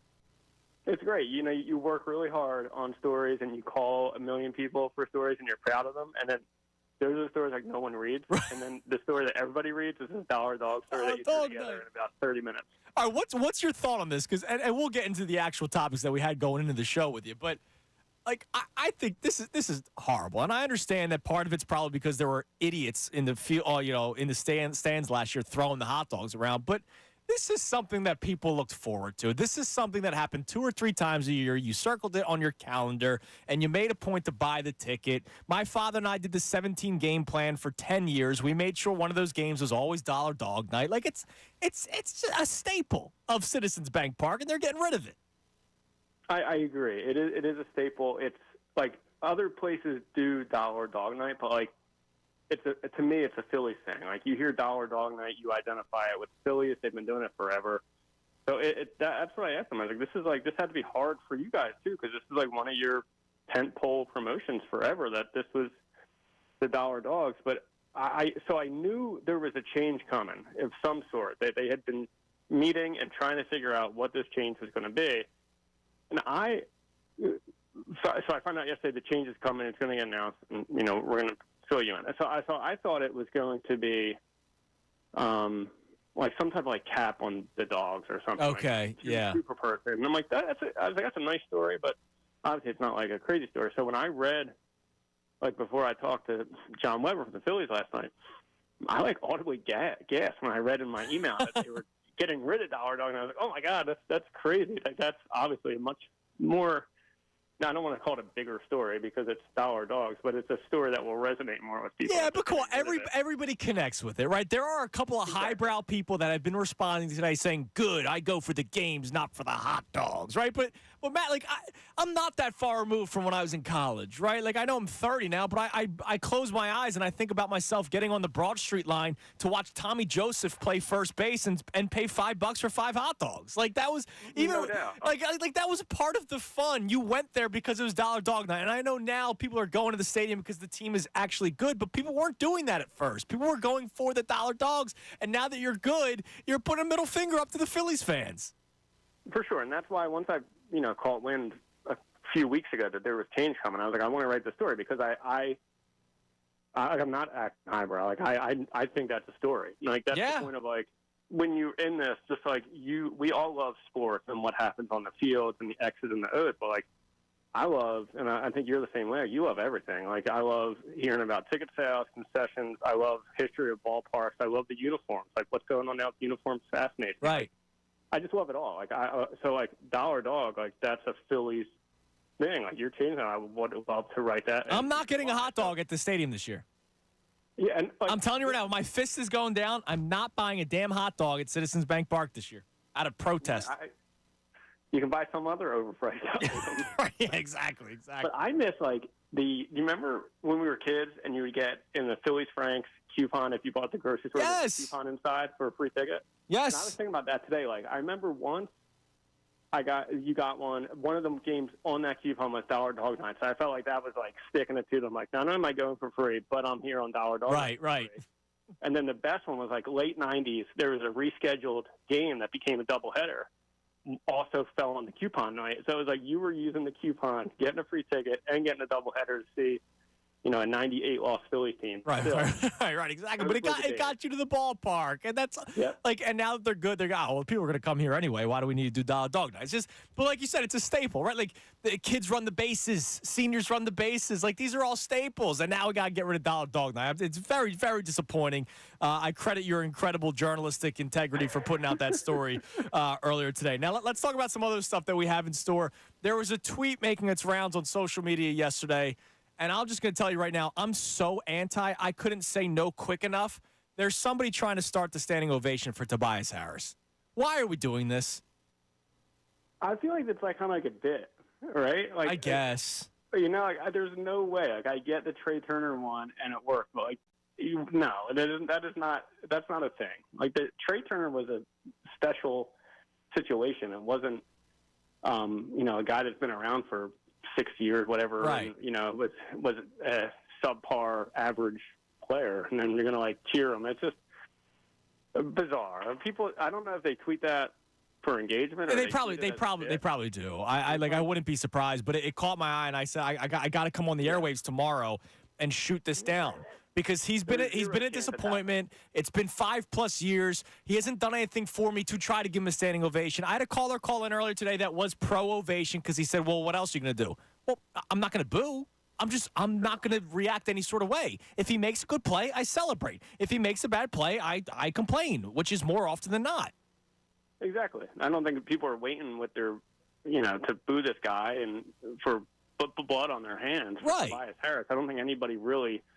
We accept who he is at this point, but to do a standing ovation is just bizarre. Like it would just be probably the dumbest thing they could do. It would be embarrassing. I'm so against. We can't do this every time somebody's struggling from here on out, right? Like we just can't do it.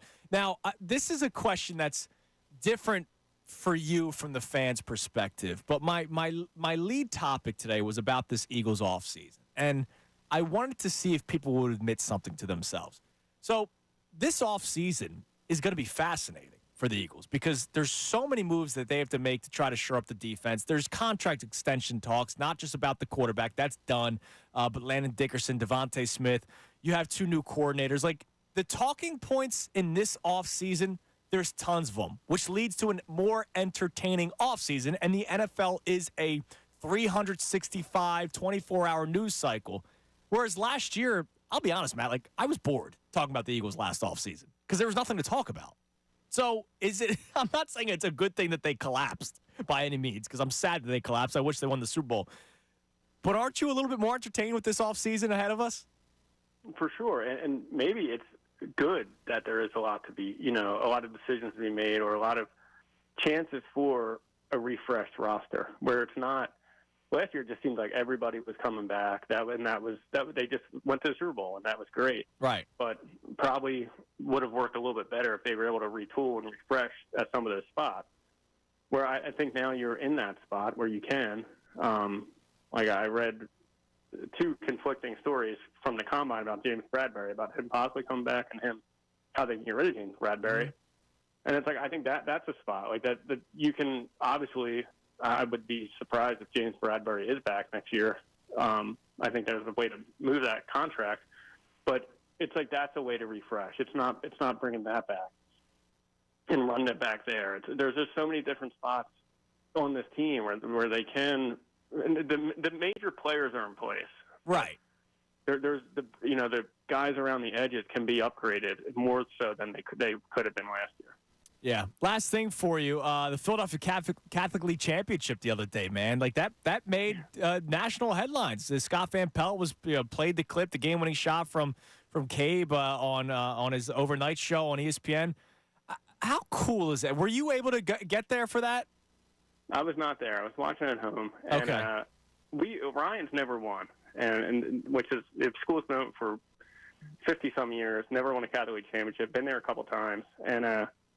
But I give credit. Joe Zaglinski as a kid, he grew up. He went to Ryan, was a superstar at Ryan, but grew up, in the shadow of the school, and really has turned this program from like a good program into like a upper echelon Newman Goretti Roman Catholic type program. And to get as close as they got, I just felt bad for him. I felt awful for the kid that shot the 3, takes the lead. And then they lose. So they win that game. The kid that makes that 3 is a legend, if not. But as like a Ryan grad, I was proud of them. And the school sent 9 buses of kids to the game. Oh, that's cool. A ton of kids. And like these kids lost, and like they're devastated. But like every kid that got on that bus is going back on that bus. Like we had a great night that we're going to talk about forever. That. This amazing game. Yeah, at the Palestra, a historic spot. Of course. That's still a memory that for all those people, there's a Ryan grads that were at the Palestra, for the 9 buses of kids, like that's a memory for them. So it was cool. It's cool to see, and I'm just, I'm happy for the school and what it meant to them, and Roman, you tip their hat. I mean, that's just amazing to do what they did, too. Ray said it was cold of me for even bringing it up. Because your squad lost. It is what it is, but like I think it's good for them. Like we when I was there, like, we had good teams. Don't get me wrong, but like, we were not, thinking about a Catholic League championship. But for them, they ought to be.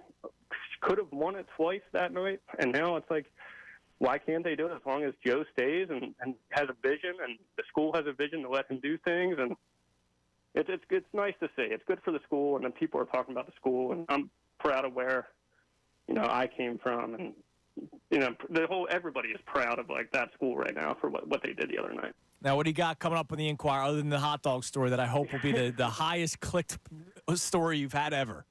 It is. I'm taking off for the rest of the year. I'm just like, if everyone's going to say, "What are you doing?" I'm like, I wrote that hot dog story. Yeah, I was good. That's what I'm doing. But Scott Profrock was a longtime Phillies assistant general manager. Yeah. Gets fired in 2022 or 2021. Out of baseball for about 2 years, has to find work out of baseball, ends up being a blackjack dealer at a casino in Maryland and a casino in York, and eventually finds his way back into baseball. But it's about him being out of baseball, dealing black, an assistant GM, the guy that had the Phillies idea to go get Pedro Martinez and was like the main negotiator to bring back Cliff Lee, is dealing blackjack at a casino. I just thought that was a good story. That's a fascinating story. Independent league team up in Massachusetts. Oh, my God. All right. Well, we will be checking that one out. That's a great story, Matt. Thanks, as always, for coming on, man. It's always great catching up with you. Sorry I missed you last week. I was on vacation. I did not. That's all good. I thought you would come back from vacation just for a break. Yeah, I thought about it, but then I figured I'm going to stay here and drink some more. So we'll talk to you again next week. All right, Matt? Thanks, Andrew. Take care, man. Thanks. There he is, Matt Breen from the Inquirer, inquirer.com. That's fascinating. He's with an indie league team. That's right up my alley. That's right up your alley. You should apply. Maybe he might hire you. Sounds good. But dealing blackjack now. Before that. That's crazy. All right, we got some time left. So coming up next, not only will I reset everything that we've talked about, I'll get to more calls, I promise. Ray told me about a podcast that talked about one Daryl Morey. We will play you that audio next, and it's something that's been said before, kind of. Maybe not as harsh this time, but interesting. Talk about it next, right here, 97.5 The Fanatic.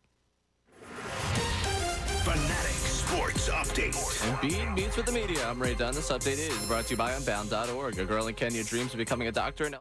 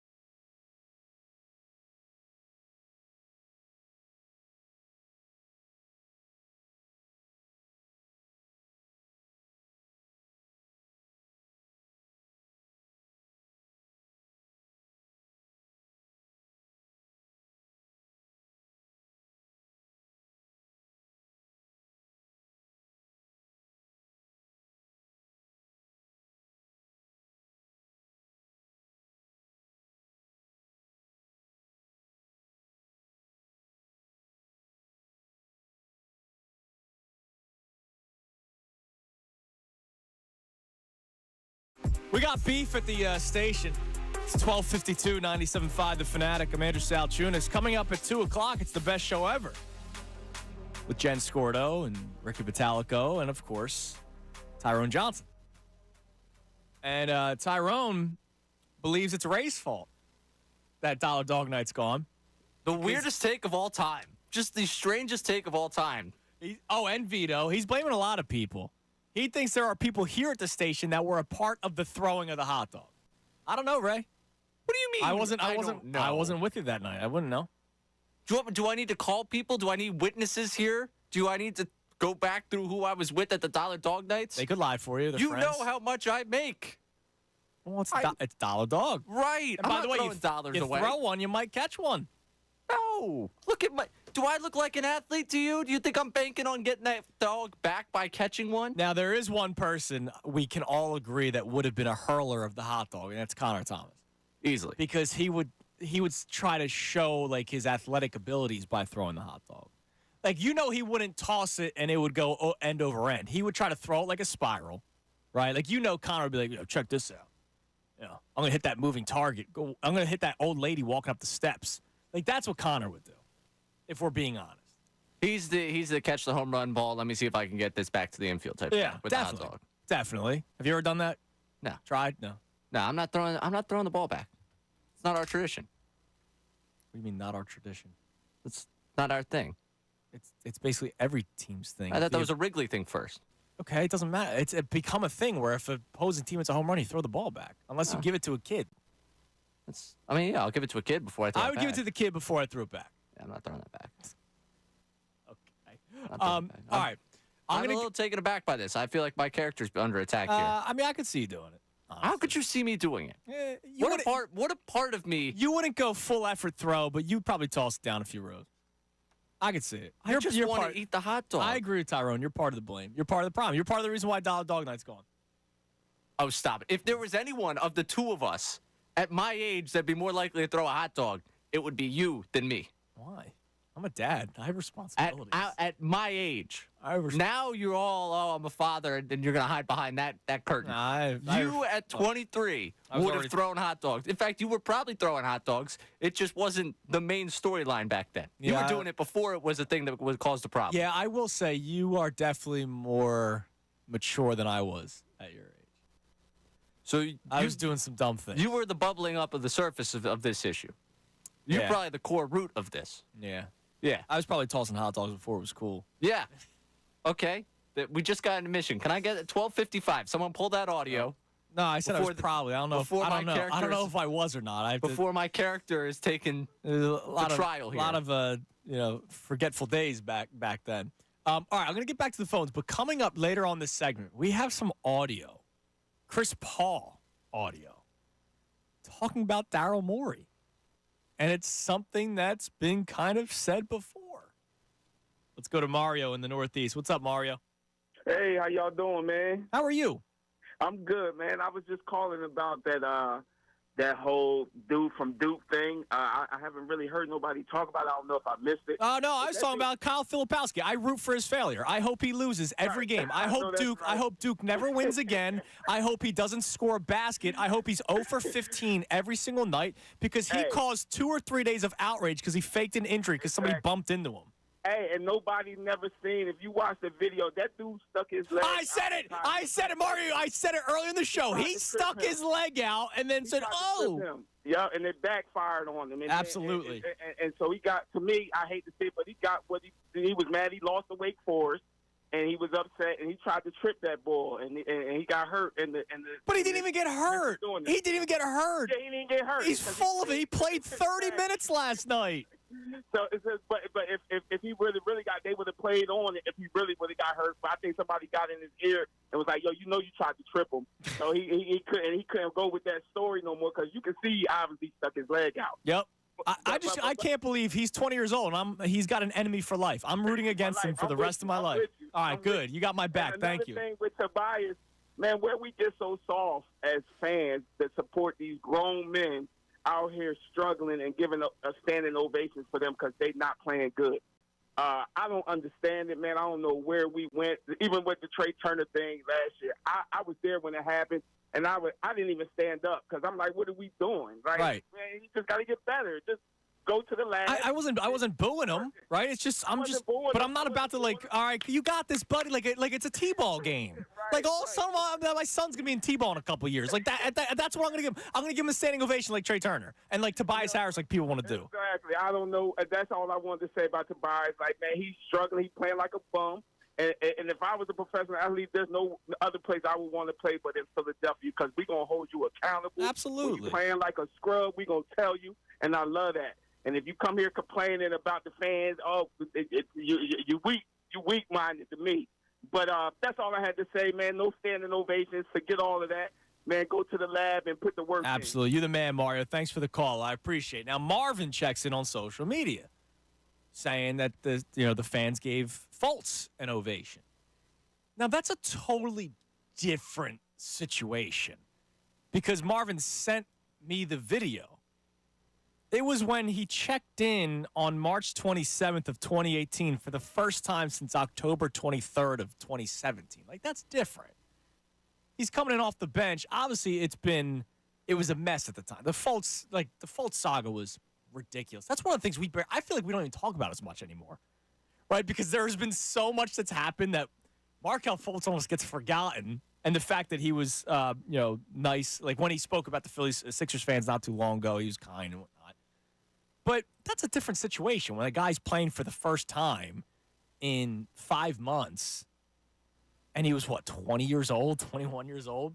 To me, that's a different situation. And that was checking in. Oh, by the way, he's under contract for how long? Like, a part of the whole thing, like, people miss the whole, like, Trey Turner, like, the point of that was let's make him feel comfortable because he's here for 10 years. Yeah. Whereas Tobias is here for 2 more months. Right. And hopefully longer would be great. Stop lying. No, hopefully longer, like a playoff run goes to June. I was going to say. No. Do you want them to lose in the first round so Paul Reed doesn't get his contract? That sounds like if one of the two people on this show would say that, that'd be you. I just meant stop lying when you said hopefully longer. I thought you were talking about some sort of extension. I was like, I know we did not just go full Men in Black, forget the past here. No, I'm saying longer as in deep into June and they win an NBA Finals and Tobias is part of the winning. That would be great. And then you don't give him a thank you contract and you move on from there. No, he gets to celebrate at the parade. I will, you know what? At the parade, I will give him a standing ovation. Yeah, I'll give everybody a standing ovation. No. Except Korkmaz. Specifically, he's not going to be at the parade. He'd get a ring, though. It's fine. There's not going to be a ring ceremony night. He'd have to be back in the league for that to happen. Is he signed yet? I don't think so. He might still be on vacation. Remember he put out that post of, like, I'll be back soon. Don't you worry. Multiple teams. Yeah, sure. By the way. A lot of teams want me to play for them, too. Who was it that – his house. The Pat Bev. I think this was while you were on vacation. Pat Bev went to reporting again and was saying that Daniel House was looking at multiple East contenders, and the one that was listed out was the Atlanta Hawks. Did you see that report? No. That Daniel House was talking at Eastern Conference contenders, and the Hawks was the team that was actually named. It's like those two things don't go together. They don't. No, especially now that Trae Young. Also, speaking of weird athlete things, Trae Young, Okay, thank you for bringing that up. So Trae Young got surgery on one of his fingers. One of his fingers. And he posted a post of, like, made it through. As if he had open heart surgery. Or, I mean, even, like, the knee, like... I mean, not that, like, his life wasn't at risk. Yeah, but, like, it's a couple-week finger thing. Yeah, I mean, like, maybe I'm desensitized because I've gone through the Embiid, timeline here. But the made it through thing for a finger injury to me seems like a little much. Yeah, it was a bit much. All right, let's go to Sean in media. Sean, you're on the Fanatic. Jonas. Yo, Sean. What's up, buddy? How you doing? I'm just packing my bags, getting ready to head down to Clearwater tomorrow. Oh, is that right? That's awesome, man. How long are you going down for? 4 days. I'm doing the Philly sports trips. Remember last year I talked to you and Cuz? Yeah. I was supposed to go down with you guys, but I had that back surgery. Yeah, I remember that. That sucks. So I'm glad you're getting down. So you're there till Sunday, right? Monday. Monday. All right. So I'm there. I'm flying down Sunday. So maybe we'll catch up. Oh, that'd be awesome, man. Yeah. That's great. Yeah, so real quick, let me go back to the Mirko Hardman thing. Mm-hmm. If that actually really happened and we lost the game, that would be the equivalent of, like, Jennifer Aniston telling you before a date what you need to do to tour with her, and then you going back home and saying, I'm going to go my own way. And it doesn't work. But here's the problem. The defense actually played well in that game. It was the offense that was horrible. So I don't understand. Like, does the game plan mean he's telling him the offensive game plan? I'm guessing the offensive game plan because he was a wide receiver. That would be my guess. Yeah, so that's why I think this whole thing's just like debunked. You know, it just doesn't. You know, Oh, it might not be debunked. The defense played well. The Jets' rushing attack was completely stopped by the Eagles' defense. Now, Zach Wilson was also the quarterback, so it wasn't really hard to figure out what they were going to do. At that point, we sucked them. Right. Just, you know, it's like irrelevant to me. You know, They were 5-0 at that point, 6-0 at that point. Yeah, well, that's when it all started happening. Oh, no, not really. No, they were 10-1. What, 10-1. No, I'm saying the Eagles got to 10-1 before everything fell off. Yeah. But whatever. Can we stop? I don't want to go back to last year because I hear that next year. If I hear next year, I ain't talk one more time. Core values, bro. Core values. What does that mean? It's his core values. He's got 5 of them: connectivity, connection. Connectivity, connection. Yeah, all the seats. I'm sure his kids are looking at that like chalkboard he probably has in the refrigerator and saying, "What the hell's this guy?" Oh, he definitely has core values in his house. I was making the joke. He has the live, laugh, love sign in his house, but it's the core values. And then, like, when you leave the door, there's like a sign above the door that says "Every day means happiness." Oh, absolutely. Yeah, you know he's all about that. He's a nerd. I didn't like him when we got him. I'm done with him. Whatever. Like, this is last year for him anyway. Like, you know that's gonna happen. Well, unless they do well, Sean. I appreciate the call. Hopefully, I see you down in Clearwater. Unless they do well, then it's not his last year, and I hope it's not his last year. Connect, communicate, football IQ, accountability. And I forget the fifth again. All right, hold on. Connect, communicate, which I would think goes hand in hand. No. They're connecting by going to get cheesesteaks. That's right. They're He said that was part of it during the connection. Accountability, football IQ, and there was another one. I forget. That's a shame that I already forgot because it's so important to him. Like, it's a shame that he's telling us something that's so important to him, his values. And I think we got the sign above the door. You got to smack the core values. Well, yeah, like he's got the believe sign or the just win sign. Like, it's, you know, or the go Irish sign. He's got, you know, any of those signs. But his is the 5 core values. Right. The 5 core values that 2 of them are the cornerstone, but then 2 other ones are the cornerstone. Depending on when he's talking. Depending on which question he's answering and trying to avoid. Yeah. Yeah, the core values thing. Like, I'll be honest, like, if I'm Brett Strosacker, who's the head of PR for the Eagles, I'd pull Nick aside and be like, all right, dude, you're getting crushed with the core values. Just stop the core values thing. It's part of Brett's job, getting him ready for the questions, what the people are saying. I'd say, hey, Nick, yeah, cut it out, the core values. Really? Because honestly, if I were Nick, I kind of would keep doing the roundabout answers. Why? So that you don't have to actually answer the questions? Well, you think about it, like, you could just answer the question and answer the question. If you only answer the question you want to answer, then you don't give them anything. And eventually you just run out of time. Like, you ask me a question I don't want to answer, you know, like for you, if I were to ask you, hey, did you ever throw a dollar dog? And you don't want to answer that question because of the 2 of us, it would be you, even though you guys are all trying to come after my character here today. You would have done it, yeah. You would start giving me some folksy tale about how you used to go to dollar dog nights with your college friends, and you remember your college friends. Remember Temple University, how great it was, and those nights you used to spend at Maxie's. And next thing you know, we're down a whole different path, and we forget what we asked. I forget what. Yeah, that's a good point. I honestly, I don't like it, but I reluctantly kind of respect the bit. He's going to keep the core values. All right. Okay, so Chris Paul was on whose podcast is it? Dwayne Wade's. He's on Dwayne Wade's podcast. All right. They're talking about Chris Paul's career, and they started talking about when he was with the Houston Rockets. And when he was with the Houston Rockets, the president of basketball operations was one Daryl Morey.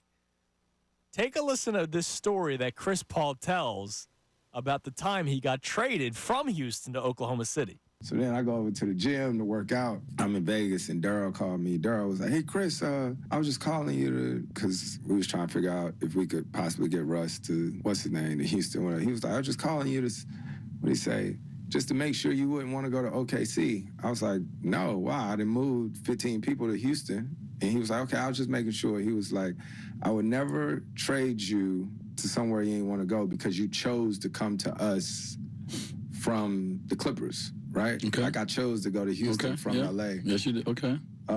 So that's what he had said to me. So then I go down to Peach Jam, and I'm at the house chilling. And I was on the phone with Jada, And next thing you know, bloop, bloop, it said that I was getting traded to, what's his name? And then my phone started ringing, and it was Daryl calling. You were getting traded to OKC. Yeah, so I ain't know. Then Daryl called me. Phone started ringing, it was Daryl called me. And Daryl, like I told you, I'm very matter of fact. Daryl was like, hey, man, it just moved so fast, you know? He said it moved so fast. I said, it's all good. I said, I just want you to tell me one thing. You said you weren't going to trade me, right, to OKC.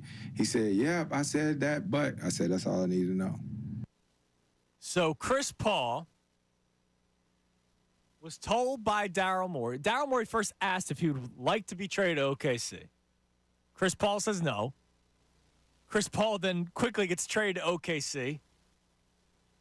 And basically Daryl Morey, in his eyes, probably did him dirty or lied. And I use the word lied for a reason because James Harden was in China not that long ago with the whole Daryl Morey is a liar. I will never play for a team led by Daryl Morey ever again. And then he had the party in Houston, I think it was in Houston, with the signs in neon saying Daryl Morey is a liar. Can I say something? Isn't that part of the business? I don't care. Now, I understand that players talk, and some player may say, hey, you might not want to play for that guy because he did me dirty. I don't know. I've heard people complain about Howie Roseman. People still come to Philadelphia. Am I supposed to be concerned or upset that there's another story of Daryl Morey, quote-unquote, lying? Isn't his job to do what's best for the team that he's employed by and not by Chris Paul? And not by James Harden, who didn't want to be here because he didn't get a max contract or whatever?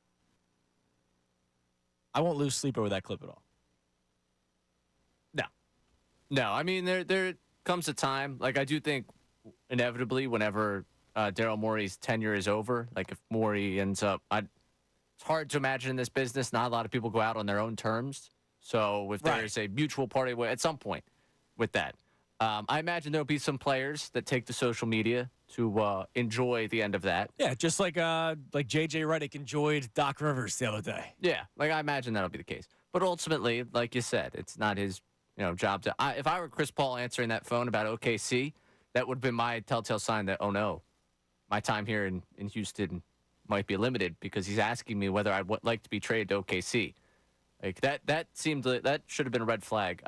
Unless he knew he was going to be traded, but he just specifically said he didn't want to go to OKC. Well, the way he frames the story is they're trying to get Russ to Houston, and then next thing you know, he's part of the trade back to Oklahoma City that brings Russ to Houston. Okay. And that's, listen, again, nature of the industry. Do I think that he is everyone's favorite executive? No, but I don't. Do they have a lot of favorite executives? That's always like the fine line. How many friends do you really have between executive and player? Probably aren't supposed to be. I mean, if you ever watch Moneyball, it's the perfect example, right? You don't become friends with them, right? I mean, did you not watch Moneyball? I did watch Moneyball. Oh, okay, yeah, I know. Yeah, he has the scene where he said you have to go tell him that he's been traded or released, whichever one it was. But yes, you tell me I haven't watched. Carlos Pena. That was the player. How can you not be romantic about baseball? It's beautiful. It's on the drop board, man. That's good work by you. I haven't seen a lot of things in this life, but Moneyball is one that I'll pop on at any time. I just who was it that was? Wasn't it? It wasn't Nicholas Batum. I remember everybody thought Nicholas Batum wasn't here right away because his wife was upset or something. Mm-hmm. I still don't know what that story was, but there was a player's. Was it Drew Holiday's wife? Somebody was very vocal about their husband being traded. I think it was. And how hard. And I understand. Look, I get it. I get it. You're also making millions of dollars, and it's part of the business. Yeah, it's part of the nature. It doesn't make it any less difficult. Especially if you set your roots. Look, I can only imagine if I got traded from here at the Fanatic to the hub in Boston, right? Or one of our sister stations in Boston. It'd suck. You got traded to a sports station. That kind of worked out. Well, they're getting traded to other basketball teams. It's not like they're getting traded to a hockey. You could have learn how to skate, Russ or Chris. Yeah. It's not like they're doing that. No, I mean, but I don't. I get it. You said you didn't want to be traded to Oklahoma City, and then you got traded to Oklahoma City. Well, it was probably the best return for the team, and that's what his job is. Same thing with J.J. Redick was so upset that he got traded to Dallas, and they didn't ask for his input. Well, like, what did you have? What if you won? What kind of you don't really deserve that kind of respect, if I'm being honest with you. Yeah, listen. They asked, What did Chris Paul win? He's a great player, but what did he win? Nothing. There's Chris Paul curse. Yeah. All right. Those Warriors, man. Yeah. Well, he played. How long was he out? He missed some time, Chris Paul, but he was back. Speaking of Western Conference, LeBron last night against the Clippers. Yeah, and what did Darvin Ham say? The head coach told him to whip it out. He whipped it out. Yeah. Friday. Fourth quarter. Friday, 1:45. Very disappointed by myself last night. I saw the Clippers. I watched the first half of that game. Clippers were up. I was like, well, going to be one of those nights for the Lakers. Turn that game off. Oh, you missed it. Yeah, I got the notification as I was going to bed. I was really disappointed. Yeah. All right, so we have another segment left to play, and I'll remind you everything that we've been talking about, kind of tie the bow on the show. But also, I have a little report that will make a lot of Eagles fans happy. I will tell you what that report is next, right here, 97.5 The Fanatic. Fanatic Sports Update. And Bean Speaks. I'm Ray Dunn. This update is brought to you by Wendy's. With Wendy's breakfast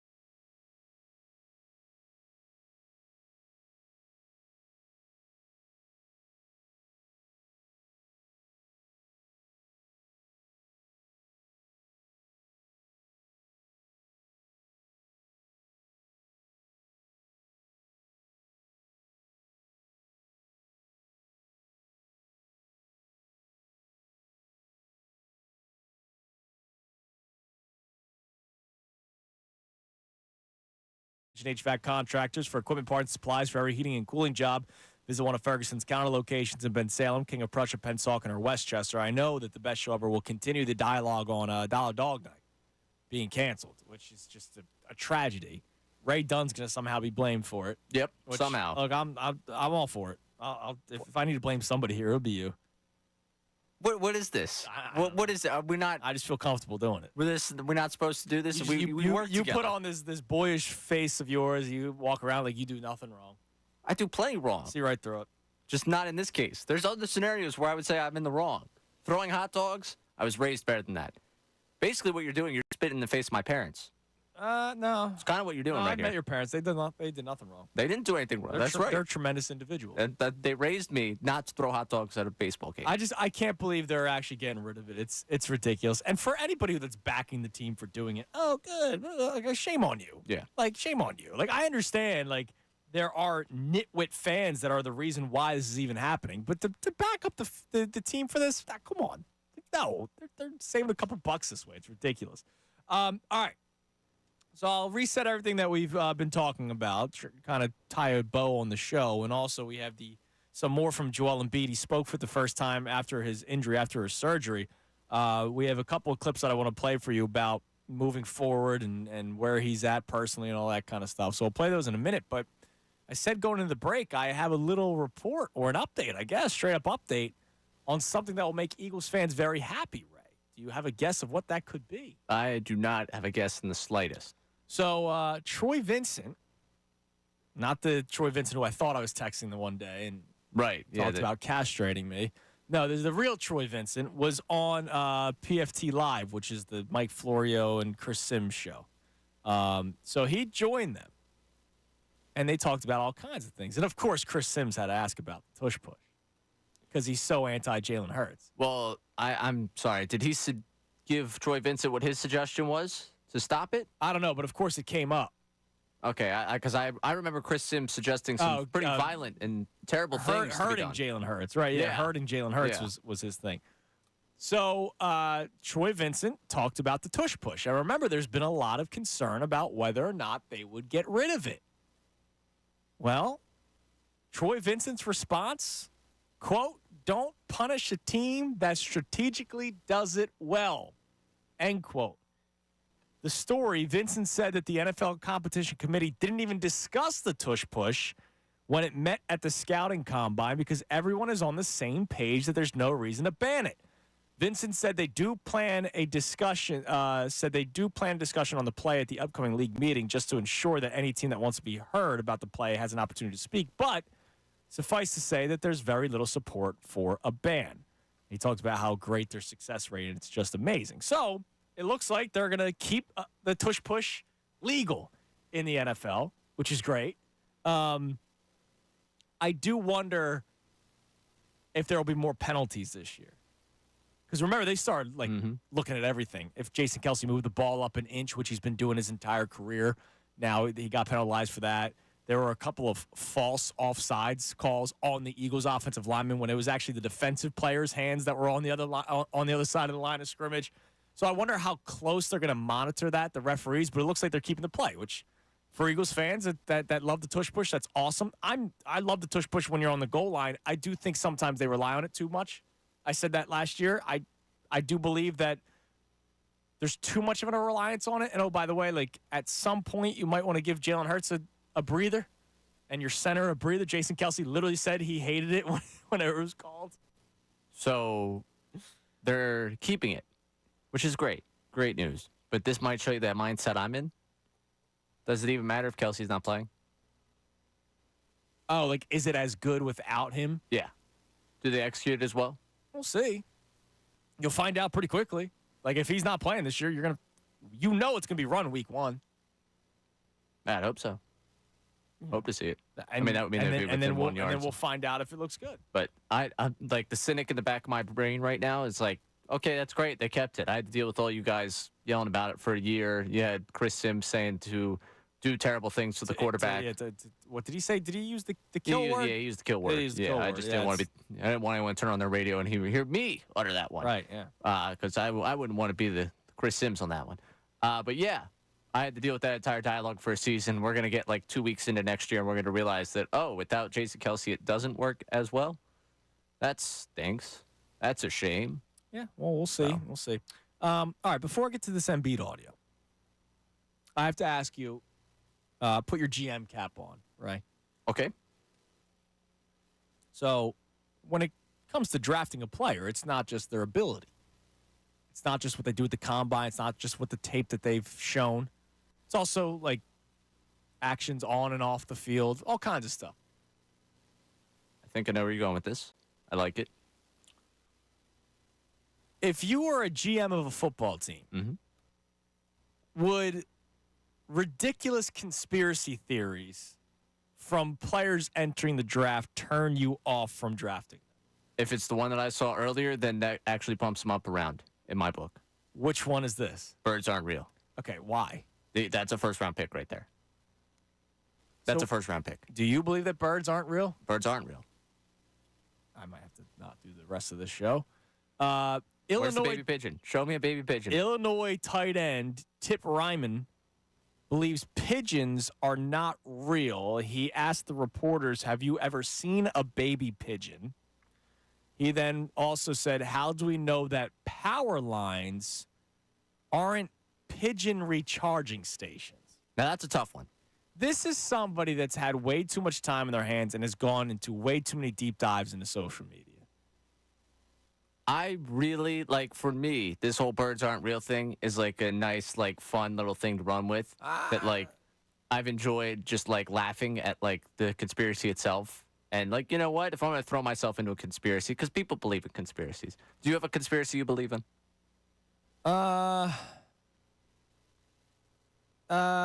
I've watched, because my dad was really into it. I've watched enough JFK stuff. Mm-hmm. But, I wasn't around for it. So, right. you know. But see, mine is a pretty harmless birds aren't real. I just Googled a photo of baby pigeons. It took me 5 seconds. Okay, sure. Yeah, man. You believe that government's not just putting up pictures of baby pigeons for you to find on Google? Come on. So you, all right, so maybe you're, think a little bit about this? You're a little bit more? weirdo. Okay, that's good. So you would bump him up because of his belief. I think the guy's got a sense of humor. I'm in on that. How about defensive back Tyler Owens from Texas Tech? Did you see his theory? No. He does not believe in space. Okay, yeah, now that's going to have to be Also believes that flat Earth theories have valid points. Ooh, see, A.J. Brown's also a flat earther, so I'm going to tread carefully on this one. Is he straight up flat earther? I thought he was back and forth. And then Landon Dickerson may be in agreement with him. It came back up inside the Eagles locker room this year, the flat Earth theory. Right. I don't want to, cause any disruptions here. So I'm going to say the flat Earth thing. I don't believe in it. I think it's wrong. That would drop you on my draft board. Okay. I haven't seen, the talent level. There is a talent level that supersedes the flat Earth belief, but the belief that space is not real. Not believing in space. So what do you think is above us? That's pretty existential question on that No, one. I understand, religious beliefs, but what is the sky? I don't know, man. You're asking me a lot of things. I'm telling you, I believe what you believe on that one. I don't know what he believes. I don't know how you go with the space isn't real thing. Are we all on a set? And this is all someone climbed up there. Is it he watched the Truman Theory or Truman Show, and now that's his theory? Could be. I don't know. I mean, I'll be honest. I'm not drafting either of those players. The Illinois tight end, it bumped up around for me. That guy probably off my draft board. I already have 3 guys off my board. Fireman. The fireman from UCLA. You cannot draft another fireman who is a projected first-round pick, by the way. Yeah. And now both these birds aren't real theory and no, birds aren't real. He's not believing in space. There's a couple players already off my draft board. So, when I put out my big board, they're not even on it. So actually, tough. Now thinking about this, if I was maybe general manager of the Packers, say. The tight end's definitely on my draft board because we are the Eagle, we're Eagle-centric. A birds aren't real guy is problematic for us. So I would think that hold on a second. Do you want to go from Rodgers to birds aren't real guy? Oh, yeah, easily. Easily. If you're telling me that if we're going into the weeds of things people believe which one versus the other one, I'll take the birds aren't real guy that I'm 95% sure is doing a bit on his combine day versus I'm going to be weekly on McAfee. I'll take the birds aren't real guy. That'll be my walk down that path. I already have 3 guys off my big board. That's what I've come to terms with. I already have 3 players off my big board because of their firemen. I'm pro fireman, just not pro fireman coming out of the NFL draft because we've already experienced that. Yeah, no thanks. And these 2 theories. All right, so Joel Embiid spoke to the media for the first time since everything happened with the injury. Here he is. Let's play this one first because a lot of people say that Joel Embiid only cares about stats and awards. And honestly, Patrick Beverley kind of took a shot at him with that, right?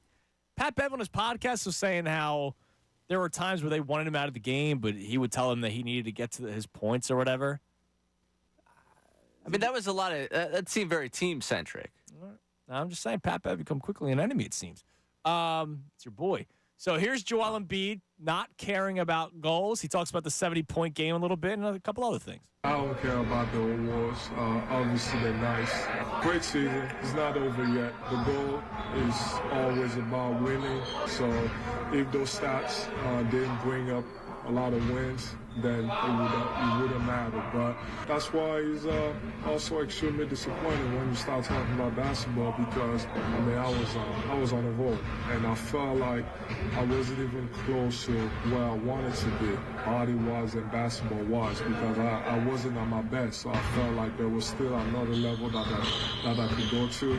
And I was having fun playing, getting a lot of wins. 70-point game was fun. When I came into the league, I thought I was, gonna try to be a defensive player or something, so I never would have thought that I could be in a position to score, 7 in a basketball game, having the dominance that I was doing. So, but it was fun, but it's not over. The mindset is, like I said, come back if everything goes well and go from there. How do people not love this guy? How do people not love this guy? Other than I get it, you're frustrated with the injuries. I understand that. He doesn't care about the awards. And now, before somebody calls in and goes, well, yeah, of course he says that because he's no longer eligible. I remember after he dropped 70, he straight up said that. He said, I don't care about the awards. The goal is to win the championship. You don't have to get it right. It was the quote where they told him that only he and Michael Jordan were the only 2 players to do the 70 and everything else that he did. And he said, wow, Will hasn't even done that. And then he talks about how great it is, but then he eventually ends it off by saying, but that's not the point. Like, the goal isn't about scoring a bunch of points. The goal is about winning. That's all I care about. And I remember arguing with people the day after the 70-point performance because people were saying that's all he cares about when he straight up says he doesn't. So I love that he says he doesn't care about the awards. He says they're nice, obviously, but it's all about winning. By the way, his success, those points that he scores, leads to them winning. Right? He's not just a stat pattern they're losing. No, they were the 4th seed. They were winning a lot of basketball games because of him. And now he's gone, and it sucks. And for all of you, you're my witness. The day he went down, I said, all right, now's your time, everybody, to see how they look without Joel Embiid. They've looked horrible without him. Horrible. They need Joel Embiid. Joel Embiid makes you a good basketball team, makes you a championship contender as long as he can stay healthy. So he also talked about the team struggling without him, but some of the things that he's liked. We've been struggling lately, but I believe in all those guys. It happens. Everybody go through rough patches. But I told Coach after the first 3 games, I told him, I was like, man, I wish I was playing because I was so excited because I felt like, Buddy, the way he's playing, I just felt like I could help him even more. And then Kyle, I talked to him, obviously having him here. I think he's going to help us a lot. I think he's going to help me a lot, just his experience. And then basketball-wise, he's still really freaking good. So I thought, they did as good of a job as they could have done based on, what was happening. They're fighting through everything, and, they need to keep fighting to make sure that, we still, we keep winning. That still cracks me up. Yeah, I called Nick and told him that I could help even more. I'm glad that Joel Embiid realizes that he can help the team out a little bit, right? I'm glad he realizes that. Yeah, so you guys went 4-8 this month. Watching you guys, Nick, I do think I could go out there and do a little bit better than that. I could help out with that team. So I don't understand how people don't like him. Like you hear him talk, like he's not only is he extremely talented, he seems like a great guy, but people feel a certain type of way about Joel Embiid. Hopefully, we find out next week that because next week we find out the latest. I think it was Tuesday. We'll be finding out. Tuesday's a big day, so I'll be doing the broadcast from Clearwater. But maybe I'll take a minute to react to whatever is reported on Joel Embiid. But we'll find out next week the latest with Joel Embiid, even though it could just be he'll be reevaluated in 2 weeks sort of deal. But it was nice I'm glad that he's starting to be around the team. I guess that's a good sign, maybe. Is that trending in the right direction? I'm one that always says you look for meaning where you want to find it. I will look at it as him being around the team as great. That means he's getting, ready to be there and wants to see what's going on because he thinks he's going to be back there soon. I only know one way with these reports, and it's just trying to be an optimist with it. Yeah. Because the alternative of watching this team the rest of the season. The team continues to lose. They fall they fall into the play-in tournament, and then they lose in the first round of the playoffs. It's not the big man. That would absolutely I'm going suck. to watch a team that was 4-8 in February play the Hornets tomorrow night. So, hey, optimism is my only choice right now. Go Sixers. The Fink is checked in regarding the pigeons. Got a good take. He says you only see pigeons in high-density areas near ports, government buildings, and other areas that would need surveillance. Makes you think, Tunis, # birds aren't real. Or they're just looking for food, and usually those high-dense areas, there's food all over the place. You are so brainwashed. It's incredible. It's unbelievable. So what are seagulls? Are seagulls real? Yeah. Okay, seagulls, because they're all around the pigeons. boardwalk. See, you're not deep enough into this. Birds aren't real. Yeah, thing. sorry, I have a normal working brain, but go on. Oh, you know what, Tunis? Tonight, maybe instead of turning on whatever video game you're gonna play, you want me to watch No. I want conspiracy theory. I want you. When you do take that little time in your night where you relax the brain a little bit, relax it, yes. And you just enjoy a little bit of life and its all of its wonders. Pop one on, just pop on a little video. I'm not gonna do it. I dare you. Now I have a question because the Fink says birds aren't real, especially the pigeons. He's the city pigeon pod. So are they not real? I mean, that's another existential question. Is their podcast not real? Well, maybe they are the pigeons. They're real pigeons. The rest of the pigeons aren't real. Okay. All right. Interesting. All right. I didn't realize there were so many people that were in belief that birds aren't real. It was a movement. You clearly missed it. No, I remember there was a guy. Didn't he go to court and everything? He was doing the protest. Yeah, it's ridiculous. No, it's like, come on. Like what happened to that guy? They got rid of him because he knew too much. Oh, they got rid of him. Okay. He was a hero. All right. So here's what we talked about today. It wasn't just about birds, and it wasn't just about dollar dogs, even though that was a tragedy that broke today. Again, Matt Breen, friend of the show, puts it out right at the start of the 10 o'clock, which I got to thank him for it. It was incredible. You almost hit the breaking news sounder. I almost did. During the intro. I didn't, though. I respect the opening segment. I would have respected it, though, because that would have taken off, but I thought the update with you jumping in shocked was probably better content anyways. It was good content. That was the best update I've ever surprised done. when you said it in your open. I was like, wait, what does he say? I'm waiting for you to finish. You finish your sponsor. You put the headset right back on. I did. I saw it happen as it was happening because I knew you were going to be couldn't broken believe it. The Dollar Dog Night is dead after 27 years. No more than 27 years of Dollar That's Dogs. my entire life, man. That is, and they're just getting rid of it. I said to you, I commiserated when I was saying Cooper's never going to have a Dollar Dog. Yeah, and then you turned on me. Wow. Because it could have been your fault that Cooper doesn't get the Dollar Dog.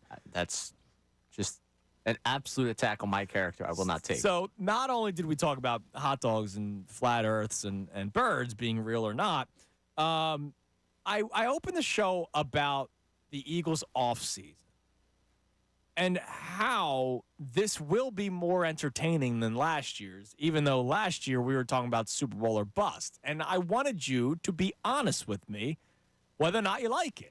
Obviously, you don't like that they collapse, and obviously you don't like that they're not in the Super Bowl conversation right now. I forget what were they. Are they even in the top 10 with odds? I imagine that they are, because it's not like the NFC is all that deep. But for them to get back into the conversation, they need to make a lot of moves. They need to hit in the draft, but they need to make trades, make signings, and Howie Roseman himself, during his press conference the other day from the Combine in Indy, told us that he's excited to be aggressive. And so if he's going to be aggressive, that gives all of us the chance to play armchair GM, which I know people love doing. People love doing armchair GM, not just in Philadelphia, in all sports. But, man, I've seen, during the NBA trade deadline, I have seen all of your trade machines. During the mock draft season, I have seen all of your mock drafts. A lot of you do one a day. I've seen NBA, when the ping pong balls were flowing, I saw a lot of you do tankathons and drafts that way, right? Like, I know how into drafts and how into off seasons a lot of you are. Well, let's be honest with ourselves. Last off season was boring. It was boring because there wasn't much to do other than extend Jalen Hurts, find a running back, and then see what you can do to replace some of the guys on defense. But I think we all were waiting. We all were excited for Nakobe Dean, right? Like, we don't have to do revisionist history. We were excited to see Nakobe Dean take over once T.J. Edwards left. We were concerned about whether or not it was going to go well, but we were all kind of like, all right, let's see what he's got. We were all excited about Jordan Davis and year 2 of Jordan Davis, year 1 of Jalen Carter, rotating in with Fletcher Cox. I was not a big fan of the safety duo of Reed Blankenship and whoever. If they want to get 2 safeties this offseason, I'd be all for it.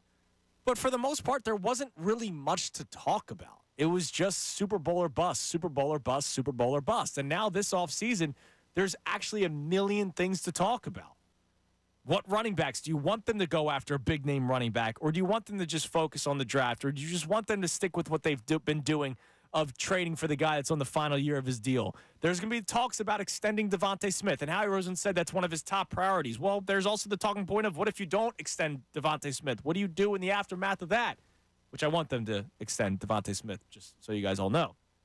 But there's a million things to talk about offensively, and there's a billion things to talk about defensively, and how the Eagles will be linked to everybody. And to me, that makes this offseason more entertaining. And I get it, right? You would rather just be talking Super Bowl or bust because that means your team is good, and I agree with you to an extent, but we're sports fans, right? Part of being a sports fan is also playing armchair GM. And we get to do that much more this offseason, and I'm excited for it. I played armchair GM with Super Bowl expectations. I would prefer that. I would rather be sitting here, you know what? My offseason priority is CJGJ. And, let's go make that happen. Yeah. Instead of my offseason priority is, well, let's see how many holes in this defense I have to try and fill.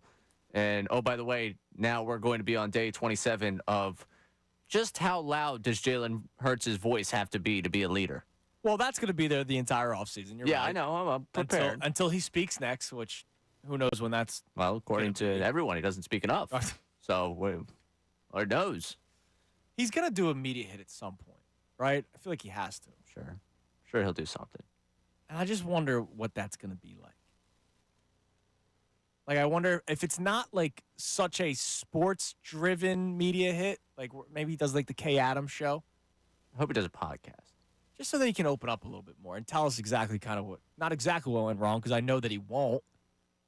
But maybe he's honest with himself that he needs to work on some things.